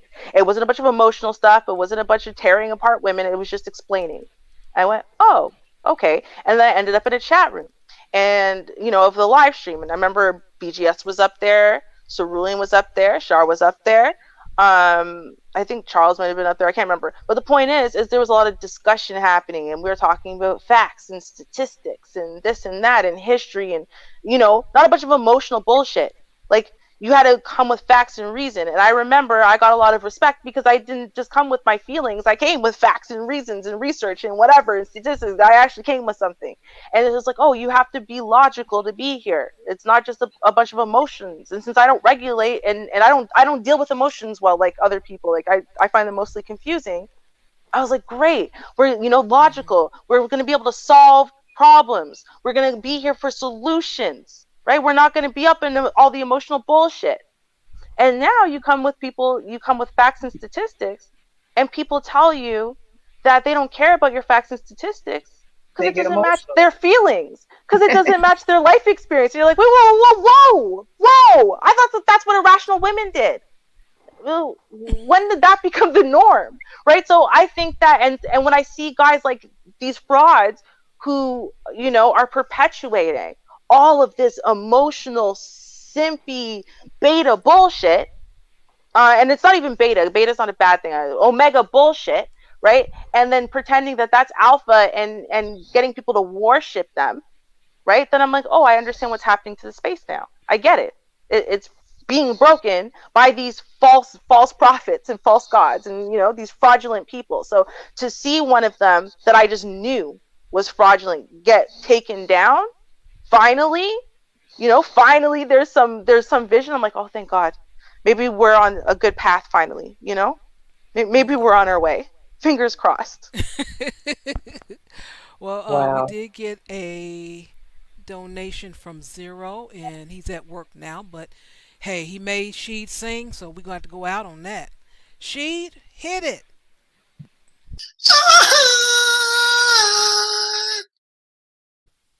That's right. Hey now. Hey. That's Hey, right. Sheed. Now, I want to thank you guys for tuning in tonight. Thank you for those that have donated. Thank you for those for your likes and shares. I appreciate it. I now have membership. You're welcome to join that. Going to have some special stuff for you. I don't know how often. It depends on how many people I get. We'll see how that goes.